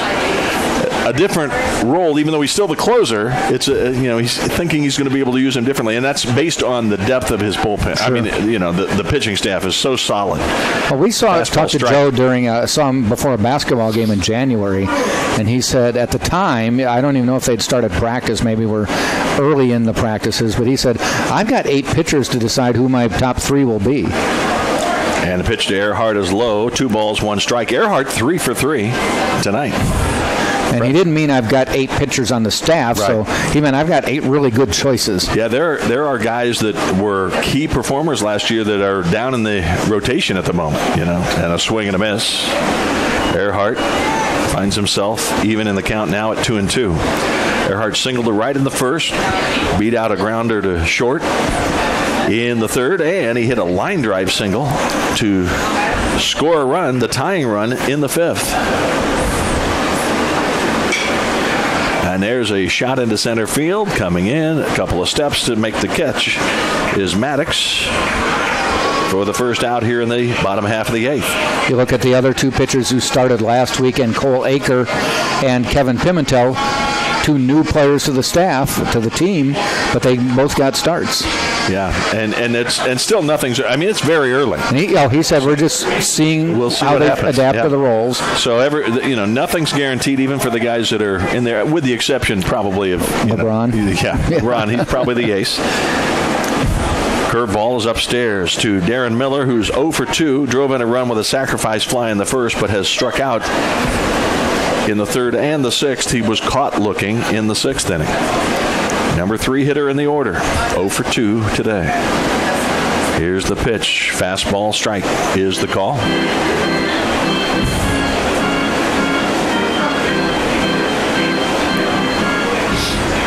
We're in the 8th, tied at 2. First game of a 3-game series between Georgia College and Tampa. 1-1 pitch, swung on, fouled back to the screen. In whatever inning the Spartans have scored, and there's only been 2, the 1st and the 5th, Georgia College answered in the 2nd and the 6th. Yeah, and they came right back to tie it. My wife asked me, what time will you be home tonight? I said, well, depends about extra innings. Yeah. And here we are, potentially looking at that. Swing and a miss. Miller strikes out for the 3rd straight time. And Danny Servin will come to the plate now. He's 0 for 2 with a walk.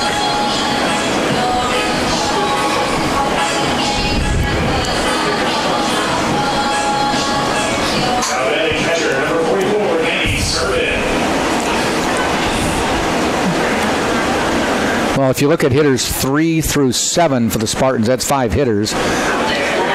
No hits till now. Until now is right. Base hit into center field. So 2-out single for Danny Servin. Nice of you to say that. You barely got that out before he ripped that baby into center field. And here comes Harrison Bragg. We talked about it earlier. The one man with a ton of power. Yes. Maybe more power than any player in the history of the Spartans program. Now, that's saying something. Yes. And that's, a little pressure on that young man at that point to hear those kind of words, huh? I wonder if Joe's told him or just us. Just us, maybe, huh? He struck out a couple of times tonight, but hit one to the center field track or up against the wall back in the first. Here comes the pitch. There's a long drive, deep left field, back to the fence, and waiting for it and making the catch is Schmall. I thought that was in the parking lot. A high, towering drive. Like you, I thought it was out of here when he hit it. But then we saw the left fielder, Schmall, go back, stand with his back to the fence, pat the glove a couple of times, and make the catch. So it's just a long inning-ending out. No runs, a hit, no errors, and one man left on base. We have played 8 full innings here in Tampa. Georgia College and the second-ranked Spartans are tied 2-2. So Harrison Bragg has about 730 feet of fly balls tonight. Yeah, those two swings. On those 2 swings. Yeah. Oh my goodness. When he hit that was high and towering. And I thought just because it was an aluminum bat too that it was going to have enough. We don't see the flags. Oh, the flag's pretty still out there. So, it wasn't held in by the wind or anything. No. Just too high. So the Spartans with only 1 home run in their first 3, almost 4 games now. Bragg has it. Bragg has that, and now he's retired. So if the Spartans are going to do it without a home run, it's going to be other guys involved at this point, it would appear. So Mauclair goes back to the mound. He'll face Schmall, Green, and Holler. Schmall doubled his last time up. He walked back in the 4th, and he grounded out in the 2nd, so he is 1 for 2 officially. He has an RBI. His RBI double in the 6th tied the game.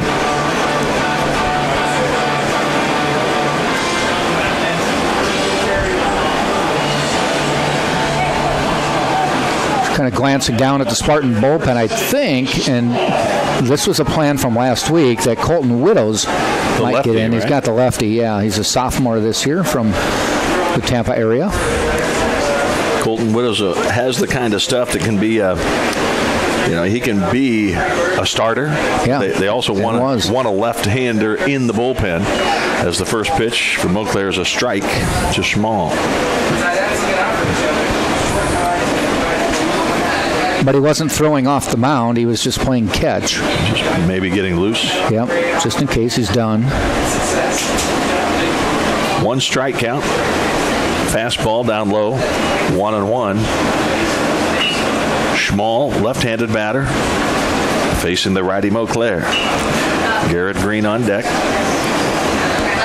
I wouldn't be surprised if this sets the tone for the weekend. Yeah. That we may see 3 games, 2 more just like tough this. Games, yeah. 1-1 pitch. Swing and a miss. Fastball. Letter high. Couldn't catch up to it. And Schmall went down to his knee. Kind of a Reggie Jackson-esque pose there. Except Reggie watched it go into the right field seats at Yankee Stadium. Yeah, he did his fair share of striking out. Yes, he did. Yes, he did. Schmall 1 for 2 with a double. And a walk. Here comes the 1-2. Swing, tap, foul. Stayed alive. Nobody throwing in the Tampa bullpen. There are bodies down in the Georgia College bullpen, but nobody throwing. They're talking. They're all talking. Strategy. Yep. 1 ball, 2 strikes. Nobody out here. Top of the 9th. Fastball outside and high. Mark Mauclair.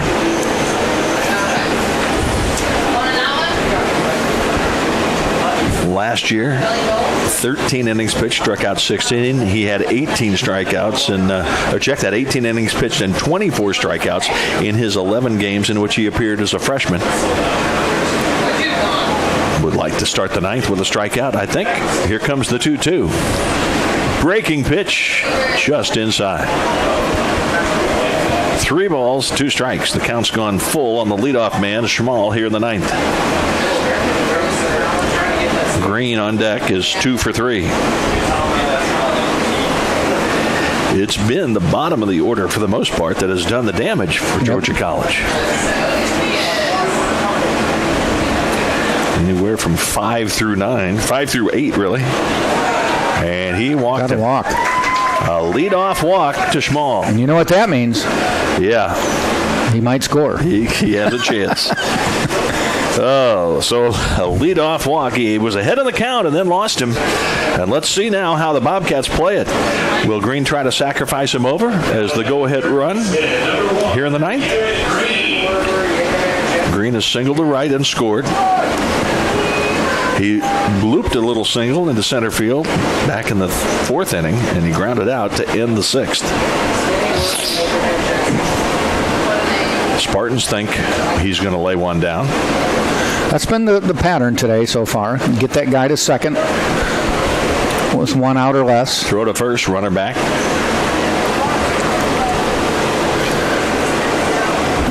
Did a little checking here in case you're wondering, and from what my sources say in Milledgeville, Georgia, it's 54 and raining right now. Raining. Well, might have had a rain delay had we gone there. They're forecasting rain tomorrow. Here comes the pitch. It's bunted in the air. It's going to drop down, and it'll be out 5-4, or 5-3 rather. Third baseman came running in. Miller picked it up and threw it over to Bragg. Nobody could get to it in the air. Not in time, yeah. Close. And so it got down. It wasn't your prototypical sacrifice bunt, but it does the job. Green got it down, although it was about a 15, 20-footer in the air. Got it up and down. Got it up and down. A little chip shot. Yeah.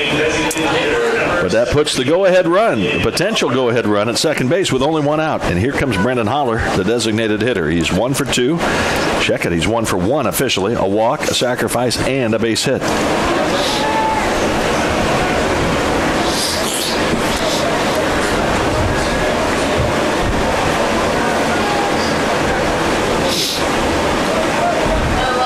Spartans playing pretty straight away. Big hole on the right side. No, not so now. And there's a ground ball up the middle. It's going to be a base hit.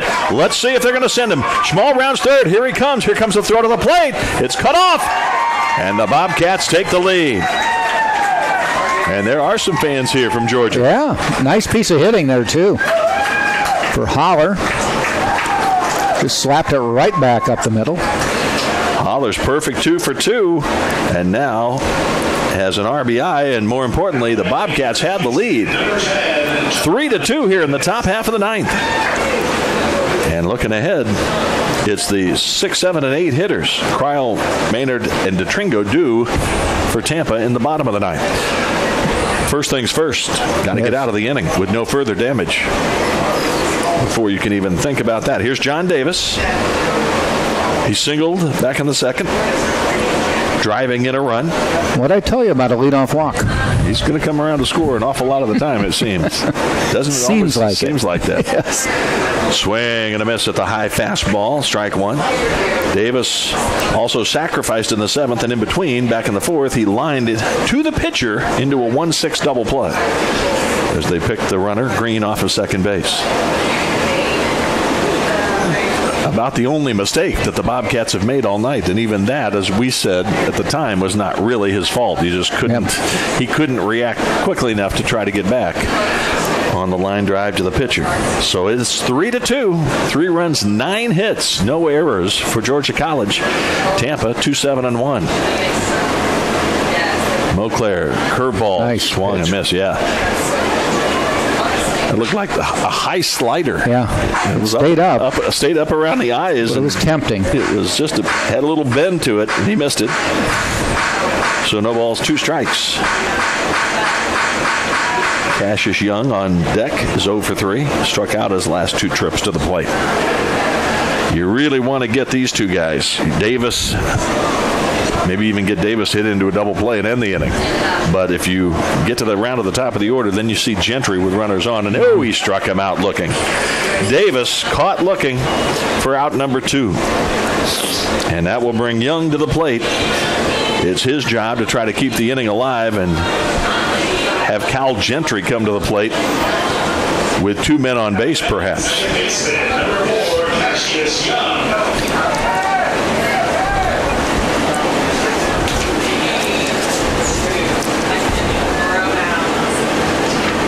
Young has hit 1 of the 2 home runs that the Bobcats have hit this year. Brant Stallings hit the other. 2 outs, top of the 9th. That pitch inside, I thought it almost hit him. And Stallings has not played tonight. Right.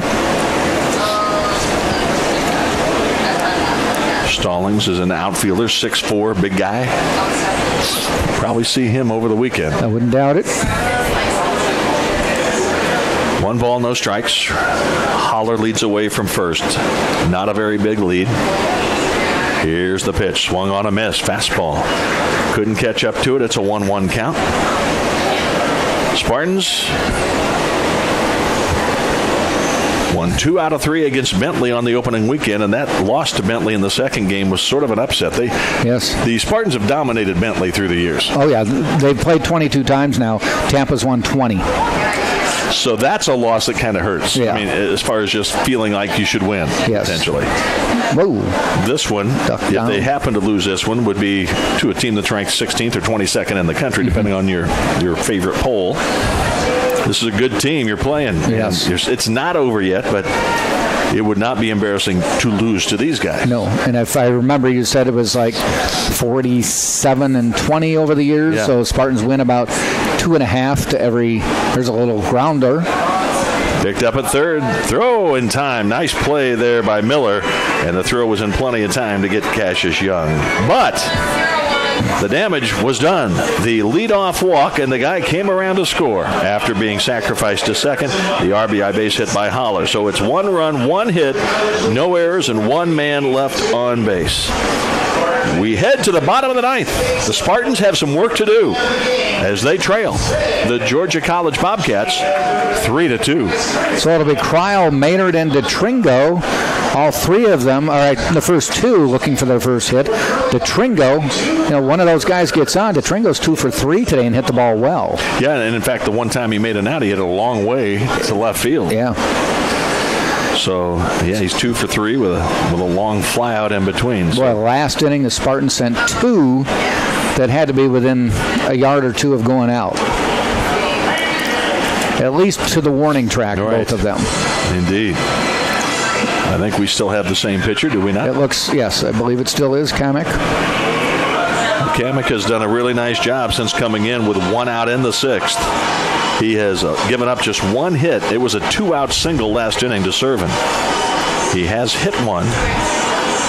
He has struck out 3. Cryle to lead things off.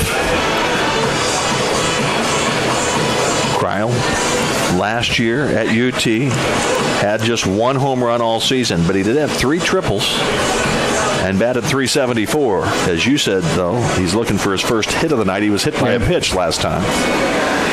Hecht and Kamek have pitched really well tonight. 10 strikeouts and 1 walk between the 2 of them. Yeah, that's really efficient. Cryle, again, one of the few left-handed bats in the lineup, so they would like very much to get him on right here and get something started. They're playing him straight away. Swing and a miss. Big swing.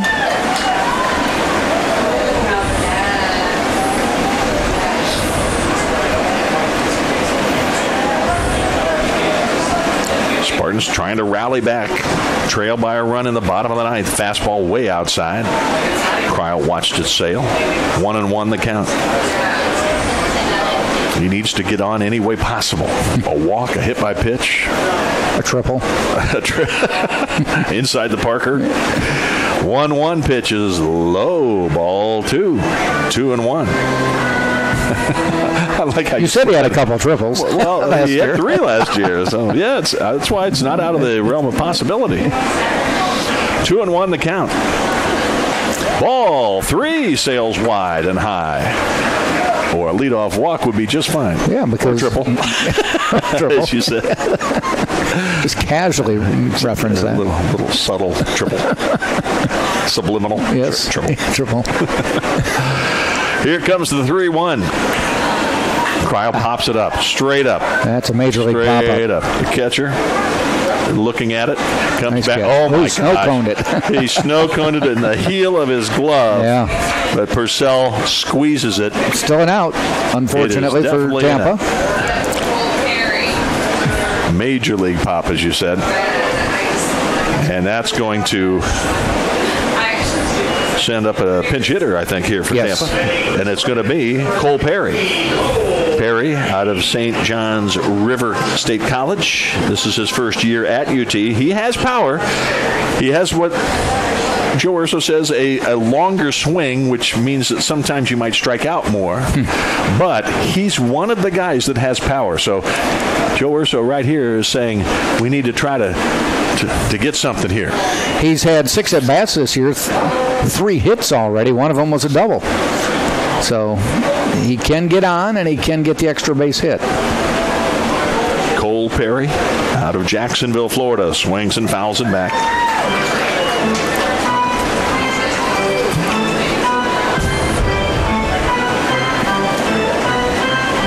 The organist going wild here, trying to rally the Spartans. Isn't that Nancy Faust? I think so.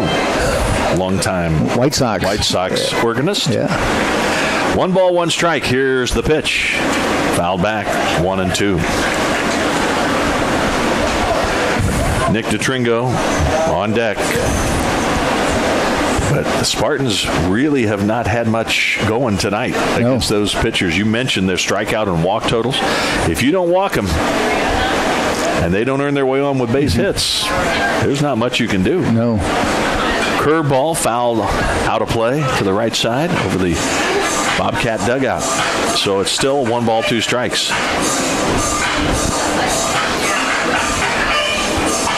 And now I think they're playing the car wash. Car wash, yeah. We'll have to get our microphone downstairs tomorrow. It did not work tonight. It usually adds a lot of character. Here's the 1-2. Ooh, foul ball. Hit off the bat. Check swing. Sailed inside and just hit the bat.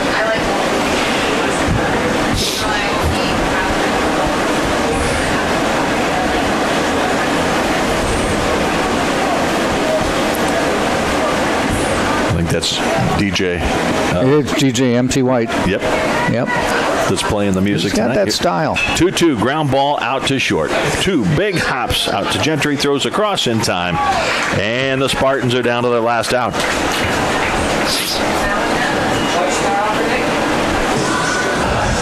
And Nick DeTringo is the guy.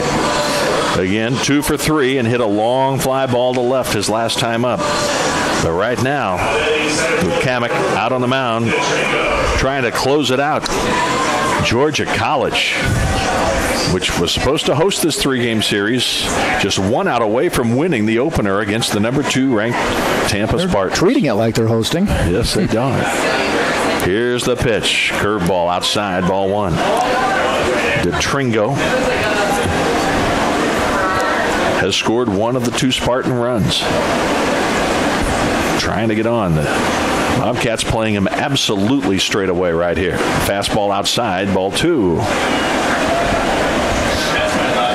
I remember from my Little League days hating this situation. I'm the guy up there that if I don't get on, the game's over, and it'll be my fault. Yep. That's what I always thought, and it always was, because I never got on. Here comes the 2-0. Fastball inside, ball 3. Yeah, if I ever had one of those, I loved getting walked, because I didn't screw up. Yeah. See what I did? I kept the game alive. It might be his fault now. Yeah, it's his. Yeah, the guy behind me, it'll be his fault if we lose. Because I'm going to look like I'm aggressive on the base paths. That's right. Geez, if you'd have just hit it, I'd have scored. I'd get picked off. That'd just be the way it would work. Here comes the 3-0. It is a letter-high fastball. It is a strike. So now DeTringo, who was taking one, will need to make sure it's in there, or he might take another.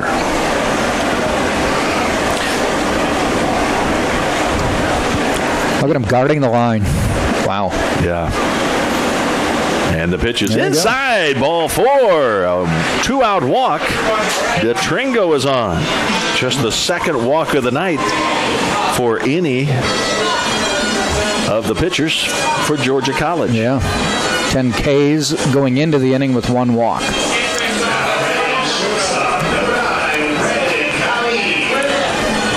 Golly to the plate. Looking for his first hit of the night.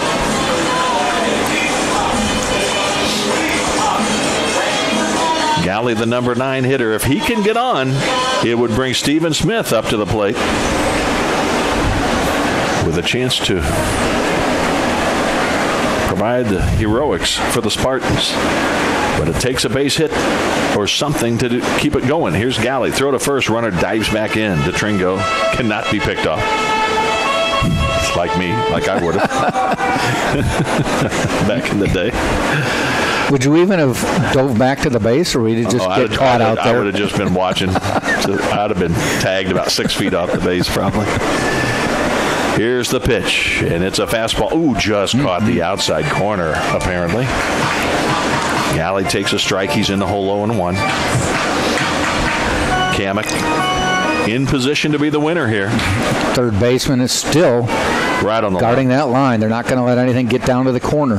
They'll give up a base hit. There's a big hole between the shortstop and the third baseman if he can pull it.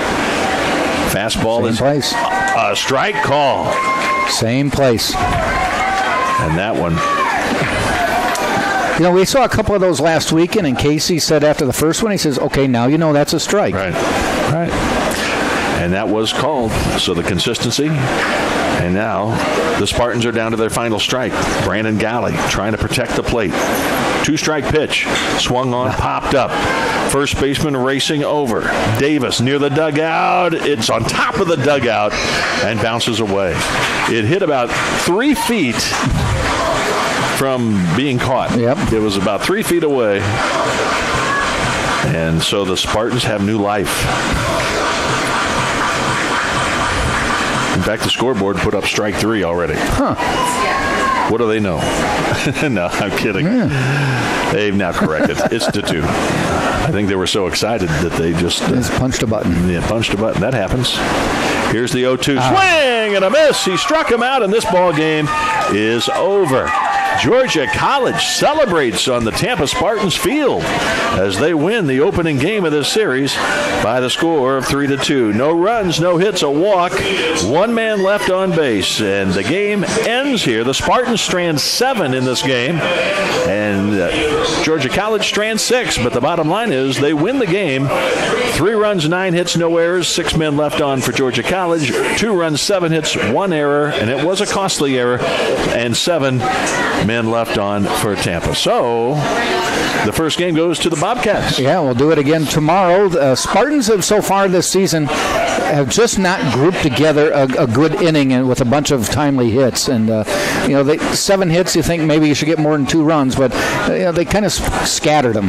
Yeah, they did. And again, this is a good Georgia College team. And, 9 hits, you'd expect that from a good team. So, you're going to have to execute offensively. And certainly the pitching was good, but not perfect. And the error proved costly when they threw it away on a pickoff play. Ended up scoring. So, again, this team's margin of, success, I mean, you can't just assume you're going to win every single game. Mm-hmm. And you got to play. You might have to play closer to perfect baseball than not play perfect baseball. Until you figure out what this team can do. Right. Yeah. Exactly. Yeah. Well, Jack will be back with Casey Scoggins tomorrow at 3 o'clock right here on TampaSpartans.tv and on, of course, the Sunshine State Conference Digital Network. Until that time, this is Scott Lynn saying thanks for joining us. Again, the final tonight in the opening game of the series here in Tampa. Georgia College 3, the Tampa Spartans 2. You watched it all right here. Have a very pleasant evening. And again, Jack will be with you tomorrow at 3 o'clock. Good night, everybody.